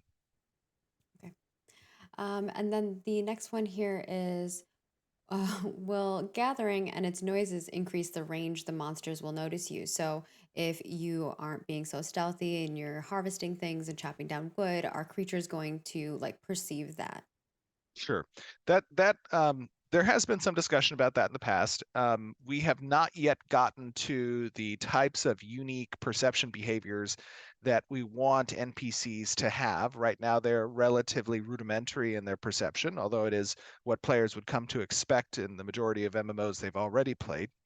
But we're aiming a bit higher, and we haven't gotten to that work yet. But we are talking about things like unique abilities, excuse me, played by characters that extend the perception radius, or sounds and different types of walking that are angular from the mob's perception perspective to be unique. Different types of creatures that might be of three-dimensional in space, whether it is in water or birds in the sky that have a downward cone angle type perception as well. Like those, those are things we want to do, but we haven't yet spent the time on the AI behaviors there. And then the next one here is in regards to artisan gear, and will it be a viable thing for me to utilize in combat? So if I'm crafting and someone asks me to help them with something, can I just leave my artisan gear on and go out and fight, or will I need to be So swapping my armor? so you will not need to swap your armor. Artisanship gear lives in alongside your adventuring gear, and there will be a toggle that you can use to display one or the other's visuals. Now that doesn't mean you need to swap the gears. It means that if you want to be seen as wearing the herbalist's outfit, you can. You're still going to have your adventuring gear present and on the character, and benefiting from the stats that are conferred by them, and vice versa for for the uh, um, for the gathering gear or the artisanship gear. Excuse me. All right. Then the next one here is in regards to upgrading items. So if I create an item at a low quality, will I later be able to upgrade that item when I have the resources Yeah. to do so? Yeah, we want to be careful, so right now, as you saw in the stream, the contribution of materials to crafting an item results in advancing the rarity of that item. Now, that doesn't exclude players who don't have the legendary or the higher quality contributed resources from progressing their common item up the rarity tree through enchantments such as scroll enchanting or through tempering the gear. Both of those can affect the quality and the rarity of the gear that you produce, but by contributing the resources during the crafting process, you are getting a head start with the higher quality item and now are less dependent on those other avenues to achieve that, which might be, again, a different vertical space of progression that you don't have as good of access to, right? So it's kind of distributing that approach. Okay.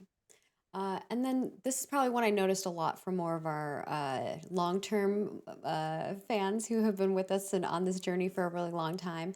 They are curious about what happened to the more manual crafting side of crafting because we didn't That is, showcase yeah. that here. We showed Who is mostly that? fast crafting. Who's a long time? A lot of people. Oh, I oh, saw oh, oh, a lot of a people. I thought lot you of said there's people one ask. person. I thought I heard you say like we No, have a long time person who's been asking. I was like, oh my God, no, who's no, no, that? no. Okay, I meant generally. I noticed this question from got people it. who are Yes, our fans for a long time, not for sure, for new sure. people. So that is still a work in progress. And we want to be I'd be careful here all when we day if I listed all the showcase. names. Yeah, no, fair, fair, fair. We want to be careful that when we list, excuse me, when we showcase certain systems, that we're doing so in a way that's digestible, obviously, and allows for people to provide feedback. But not all systems come online as fast as we want them to. That particular gameplay layer is still a work in progress, and you will likely be getting an update on it at some point in the future when we're ready to showcase it. But it is still intended. The question that's outstanding with that minigame layer, or I don't really like calling it a minigame Yeah, layer, that's why I but was calling it manual crafting I know, because it I gets really know. confusing when you say mini games because it is not mini games. Agreed. It's not. It is a unique gameplay layer. However, what I would say is that there's still some discussion about whether or not that occurs on a craft by craft basis or if it occurs at the certification level, right? So when you're certifying up, you participate in the that gameplay layer. But what I would say is hold off on that for a moment. We're still working on that. We will give an update when we're ready. Also, putting things into a core functional state allows us to test some of those core systems and features so that we Mhm. can kick out all the bugs that are potentially there. And believe me, we've fixed a lot of them already. So, and there's plenty more that will come along the way as we move towards that more manual crafting process. And Mhm. then the next one here is, will the skin of the weapons have slight changes depending on the rarity that it's crafted at? Yes, yeah, you saw there that the rarity of that sword was heroic, and when it was equipped, you saw some effects that were kind of pulsating up the weapon. Um, those types of effects will be yielded the higher quality and or rarity that the weapon is. So it's something that also is visually conveyed to other players, if not from just a threat assessment perspective, but from getting some data point on the equipment that another player has. So yes, there are some effects that get scaled up when that happens. All right, we got two more and then we'll move on to the next segment. Otherwise, we'll be here all day Mhm. because Wagner and Roshan keep adding them, which is awesome. The next one here is, can a player of any profession level learn any recipe? Or do I have to be like a certain level to learn the recipes? Oh, that's a good question. Mhm. I know we've gone back and forth on that in the past. I believe that currently you might need to have the appropriate ability to craft the recipe in order to learn it. I believe that's the current approach, but I could be wrong on that. I'll have to double check. And like Steven said before, everything's subject to change as we test things, as you guys experience things, as you provide your feedback, we adjust things as well. And then the last one here is, can a player equip multiple of the same types of bags, or are bags unique to Yes. characters in some way? No, you can equip multiple of the same types of bags. You All can be right. highly specialized. Cool, cool. And I think there was a tangential one here was, can people put these crafted bags on their mules as well? Can they put craft? I'm sorry, my battery just said it's about to die. Sorry, say again. The Say it one time. crafted, can they put the crafted bags on their mules as well? Like the satchels on their bags? No, no, the mules use the cargo system. So the cargo system is crate based. You have to acquire the crates and then you can equip them to the vehicles and or mules. Mules cap out at the small crate value, and you can add to that crate while in the wild. All right. Well, from there, we're going to move on to our studio update. I don't know if you want to share some deets on how we're doing, where we're at in regards to studio goodness, but I know folks keep asking about all of that jazz. Yeah, no, absolutely. Things are going great at the studio. We have gotten some really talented team members who have joined us over the course of this last month that we're very excited about to have with the team. We are in the process of winding down for the year, obviously. The studio goes on break from the 22nd until January 3rd, and we have a lot of plans to get things done January before the 2nd, I 22nd. think. Oh, until the We 2nd? come Sorry, back the my bad. 2nd, yeah. Got it. Oops, the studio's like, oh, we're getting an extra day. No, I'm Yeah, just it's like, I just want to, because I know a lot of them kidding. watch the stream. I don't want them to be like, oh, I know. Yeah, 22nd to the 2nd. Good call. yeah. But we have a lot of plans, obviously, to get some things done here before the end of the year. We will be finishing up our milestone 7, which is a big, big, big milestone for us, obviously. But yeah, a lot of things going great at the studio right now. Yeah, we're trying to plan some little fun things that we can do as a team too for December. We always try to Yeah. do. I think we always do like a Christmas sweater contest, and we have fun. Yes. We try I think to we're gonna do I think outside we're of gonna do a movie as well. We've got some yeah. gifts going out to the team. I'm working out the event details on that. So yeah, Nice. we're gonna prep some stuff. I know people who are our staff are probably like ooh, but we'll announce that later internally. But yeah, we're definitely rocking and rolling. I think we talked about this in a previous live stream, but our attrition rate is insanely great. People do come and go here and there, but it's crazy because like It is industry kind of standards crazy. like 12 I know. plus percent, and well, right now with We're layoffs, at like it's insane. 1% or Yeah, 2%. we're like 2%, I think. But yeah, Yes. so it's very, very low. Beyond that, let's move on to character goodness. So the first thing here that you're going to see is that we are starting to kind of change up our Kalar starting gear. We're kind of addressing those, changing them. You're going to see these for all of the races as we move forward. But feel free to share your feedback and thoughts on them as we Love it. continue. Yeah, the fabric Looking looks so great. good. Yeah. Let those go through. Materials just look so good. Of course, lighting changes everything. So it depends on like where you are in game, how the lighting is going to look on the armors and stuff like that. The next thing here is a copper weapon set.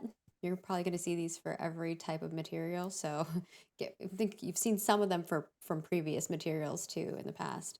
But you'll probably be seeing more of those as we move forward. Just a lot of weapons and weapons and armors are being made. Tons of them. A very rich, diverse grouping of itemization that can be progressed It's through going the crazy, questing, drops, and crafting. Speaking of which, we have some Carfin weapons. We have a dagger and a focus that are being worked on right now. I think we've shown some of the other Carfin weapons in the past as well that you've seen. But I like to sprinkle a little few in there. Because obviously that's going to be a fun dungeon. And then we have the Scarlet Remembrance, the little ring that we had. The lore for this is really Aw, very sweet. cool.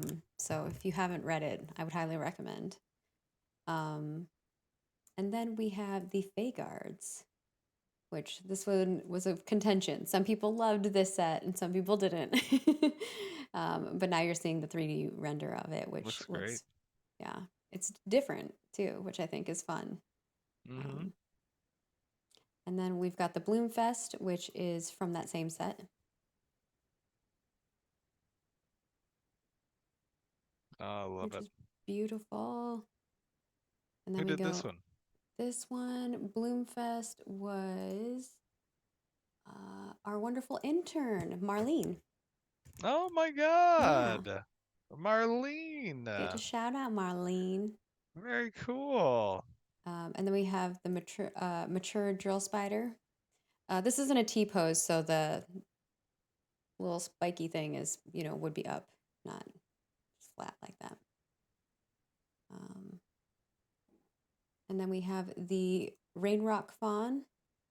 I think I have a turntable for this one too. Love it. So cool. Very cool. I could see us making a lot of different versions of this with the different materials in the game too. Oh yeah. Little corrupt version of it. Yeah. Oh no. Turns red. This one is one of my favorites. This is the shoal skipper. We were joking that this is what we all look like after Thanksgiving dinner. I can't wait to ride that thing in the ocean and just like lay down a bunch of mines for ships and stuff. That would be crazy. Oh my gosh. I love that. Steven's plotting his revenge. Just have like a squad of these Oh, that'd be under the so water. fun to see a squad of them. Oh my gosh. In Alpha 1, we all went in the water. We were all on those turtles, you remember? And then we did the barrel roll all in a row like a wave. Yes, Do you remember that was so good. That I was do so fun. remember that. I That think it was with the fun. PI folks when we did that. I don't know if the PI folks remember. Love it. But it was a lot of fun. That's what happens in private testing. You do weird things because we were having everybody line up and they were like, run to the shore because we were trying to test having a lot of people in one area. I remember that. That was good times. Yeah. And with that, we are heading on to our Q&A. So thank you to our amazing artists. Obviously, they work on way more things than that. But we just try to sprinkle in a little bit here and there that they're really proud of that they want to share. Sometimes I ask them for additional things that they're not quite ready to share, but I'm like, come on, people will like it. And of course, we keep some stuff for you guys so that you get to experience them. So we're going to move on to our Q&A. If you don't know, we grab some questions from our forums. We always put these up in advance when we announce our live stream. So if you are following us on all the social, you'll be notified of that. And of course, on the forums. The first question here is from Nice Gaming. Thank you, Nice, for also making amazing content. We always love seeing that. They wanted about new player experience. And is there a plan to have a tutorial or quest detailing corruption, the flagging system, etc., as new players enter Vera? Absolutely. That is not something, however, you will be noticing in Alpha 2. We call this obviously our first time user experience. The first time user experience is something that's going to have a lot of love and attention during betas, but is not going to have much attention during Alpha 2. But it is intended for us to have a very in-depth first time user experience to kind of introduce players to the number of different systems, right? Yeah. They're not going to be super in depth. We don't believe that first time user experiences should handhold players through all of the processes and reveal the world, so to speak, but just to give them a shallow touch for these systems so that they understand the concepts and essentially how to navigate. But we want to leave Sometimes it can be exploration, of course. overwhelming to have like a bunch of Yeah. UI pop-ups. I think also we've been trying to take a more tangible process of like you're learning through the game and not always through windows popping up at you too. Yep. The next question is from Narar, who wants to know about stolen glint. This was a contentious question after you talked about this on the Caravan live stream, so I think this is a great one to also clarify. So I'm glad it got picked in the random generator. The question is, will a character be able to loot their own corpse and retrieve their dropped glint as normal glint again? Or is it forever stolen glint the second that the character dies?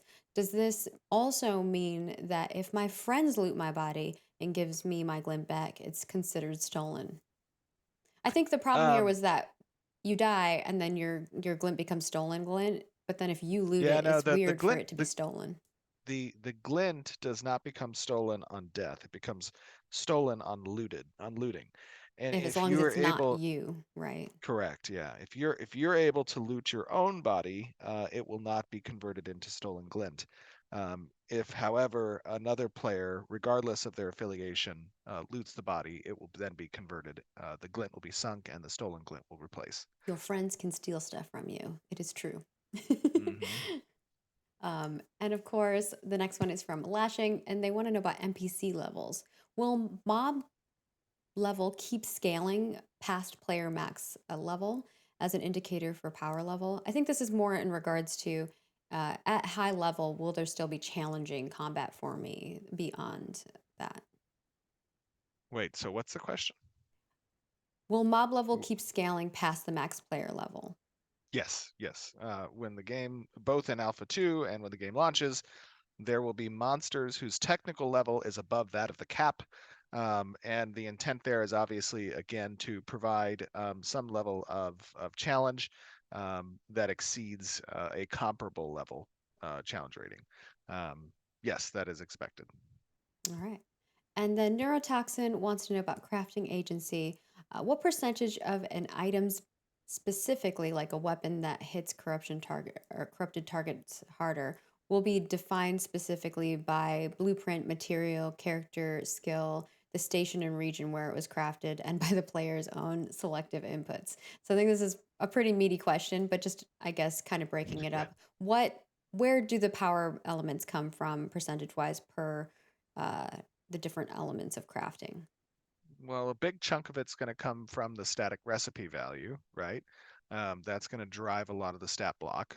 And then, as we saw here, you will be able to influence the quality of the recipe and the distribution of stats within the stat block based on the components that are dedicated to the craft. So that presents a wide variety of potential output from a single recipe. Recipes have the ability to gain recipes themselves can gain experience. You can unlock different results through different compositional contributions of resources, and that in and of itself is kind of an exploration progression that crafters will have access to. And our next one is about crafting innovation from Old Cat. Aw. And they want to know, will players have the ability to innovate within the crafting system, creating unique items or designs? If so, how much customization can players expect when it comes to crafting their own gear or items? Yeah, I think this is pretty much the same kind of answer that I just gave, which is that obviously there are statically defined um, They're statically defined an array of results that can come out of a particular recipe. And your ability to unlock those results is predicated on what composition of resources you contribute to crafting that particular weapon type. And so, in that sense, yes, crafters will have the ability to uniquely create certain types of the recipe's results based on how they're contributing resources to it. Yeah, I think this question is However, more they can't specifically just about creating, manifest. yeah, manifesting I was their just going to own say, recipe. yeah, Yeah. yeah, exactly.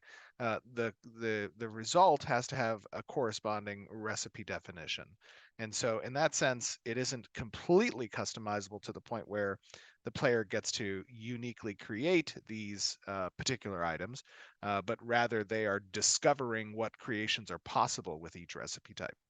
Okay.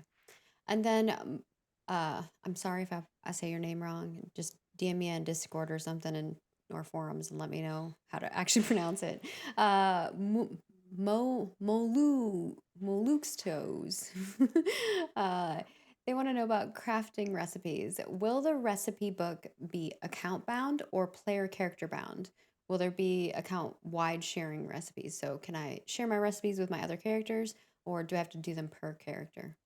This brings us back to the Yeah, the alt previous. question. Yeah. And the alt question was, how do we feel about people making alts in order to kind of corner um, the mastery professions? If you learn a recipe, it stays on that character. And if you want another character to have access to those recipes, they have to achieve those recipes in order to do so. And so, in that sense, we're not making it easier for alts, right? It is an equitable amount of effort required in order to achieve the type of payoff you want from these alt characters. All right. And then Roni Scaponi, I always love that name. They want to know about gathering skills. Do gatherers need to spec into group-based gathering at the expense of solo gathering? Do they need to? No. No, I do not believe so. So they can spec into, they can do both equally. Yeah, correct. Okay. And then Tiger Blue Eyes wants to know about crafting materials. Are crafting materials going cross tiers?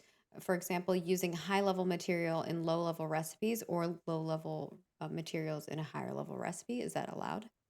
Yes. And then Phantom MX or Phantom X wants to know about crafting skill. As character artisanship skills improve, will RNG in the process go down? That So, is a like, good yeah, question. as I level up, am I more likely to succeed? To a degree. Well, right now we don't really have a failure chance when it comes to crafting. The RNG chances that we place on itemization live more within the enchant realm and within the deconstruction realm, um, and socketing. Like that's where RNG comes into play. The recipe is a relatively high degree of certainty when inputting things. You may not know what the outcome of that input's going to look like, but I wouldn't call that necessarily RNG, RNG for failure, because you can't necessarily fail that. So yeah, hopefully that answers your question. Yeah. And then Drunk Ninja wants to know about crafting consumables. Will every crafting profession be able to make some form of a consumable? No, not every crafting profession will be able to make a form of consumable. All right. That wraps up our Q&A. Woo, we made it through it all. And of course, we do have, some reminders again for you all. Just head on over to our forums. We would love your feedback. Forums.ashesofcreation.com. We have a forum feedback thread already up there for Artisanship. So definitely let us know your thoughts, what you think you liked from it, what you'd like to This see was a long improved. stream. It was a long stream. Yeah, this is a long stream. The video for the 4K version of the Artisanship segment will be up on YouTube right when this is over, so you can go watch that, pause it, look back, so you can really give us feedback on what your thoughts are. And of course, our team is going to be creating a report for the dev team, which is always something that is beneficial for us. Again, thank you all so much for helping us with Extra Life. There's also a ton of other dev discussions and things of that sort that are over there. We're going to have a delicious one that's coming up with recipes, and maybe we'll do some bonus Alpha 2 keys for anybody who actually creates the recipe and sends us a photo or something. So it's like a bonus, just fun. But yeah, definitely keep your eye out for some fun things that are coming along the way. The Unseen Order Cosmetics will be ending on January 17th at 11 a.m. Pacific. Reminder that this is the last pre-order pack that will be available, and you can check out all the information on our FAQ on our site. And of course, thank you so much to all of you for tuning in. This was a long one, so we appreciate you sticking it through with us. And of course, to Corey, Mike, Alex, and Nathan for helping us with the Artisanship Showcase. They all did an amazing job. I know it is not an easy feat to come and talk in front of a bajillion people. I know people can make fun of folks, so be kind. Developers, that's not our main thing to do. We're making a game, man, and we're just trying to help explain things at the same time. And of course, to Stephen for all of your time. I know that it is precious. We always appreciate all of it. And with that, we hope that you all stay healthy and safe. Like I said, the VOD will be up on Twitch as well right away, so you can watch the whole thing. If you want to rewatch any of the FAQ sections, the video's up on YouTube. Leave us a comment and next month's or on this dev development update. So when the full one goes up on Friday, and we will be picking a lucky winner to be spotlighted again, like we did in this one for next month's in December. Also follow us on all the places. We are Ashes of Creation everywhere. We post stuff almost multiple times a week. We try not to spam you too much, but we also try to make lots of fun, engaging posts, also sharing with you like lots of cool things from the game. Sometimes you get some unique stuff that doesn't get shown on the live stream. So definitely follow us in all of the places so that we can keep you informed on what's going on. And with that, we will see you all next month for the final live stream of 2023. Yeah, is it like 2 weeks away, 3 weeks away? Yeah, What is it? 2 or 3 weeks away. It's not very Oh far my because gosh. we wrap up on the 22nd here. Like no one's working on the 22nd at Intrepid, so well, hopefully not. That's right. All right. All right, everyone. Thank you for joining us. We had a lot of See fun. y'all. We'll see you soon.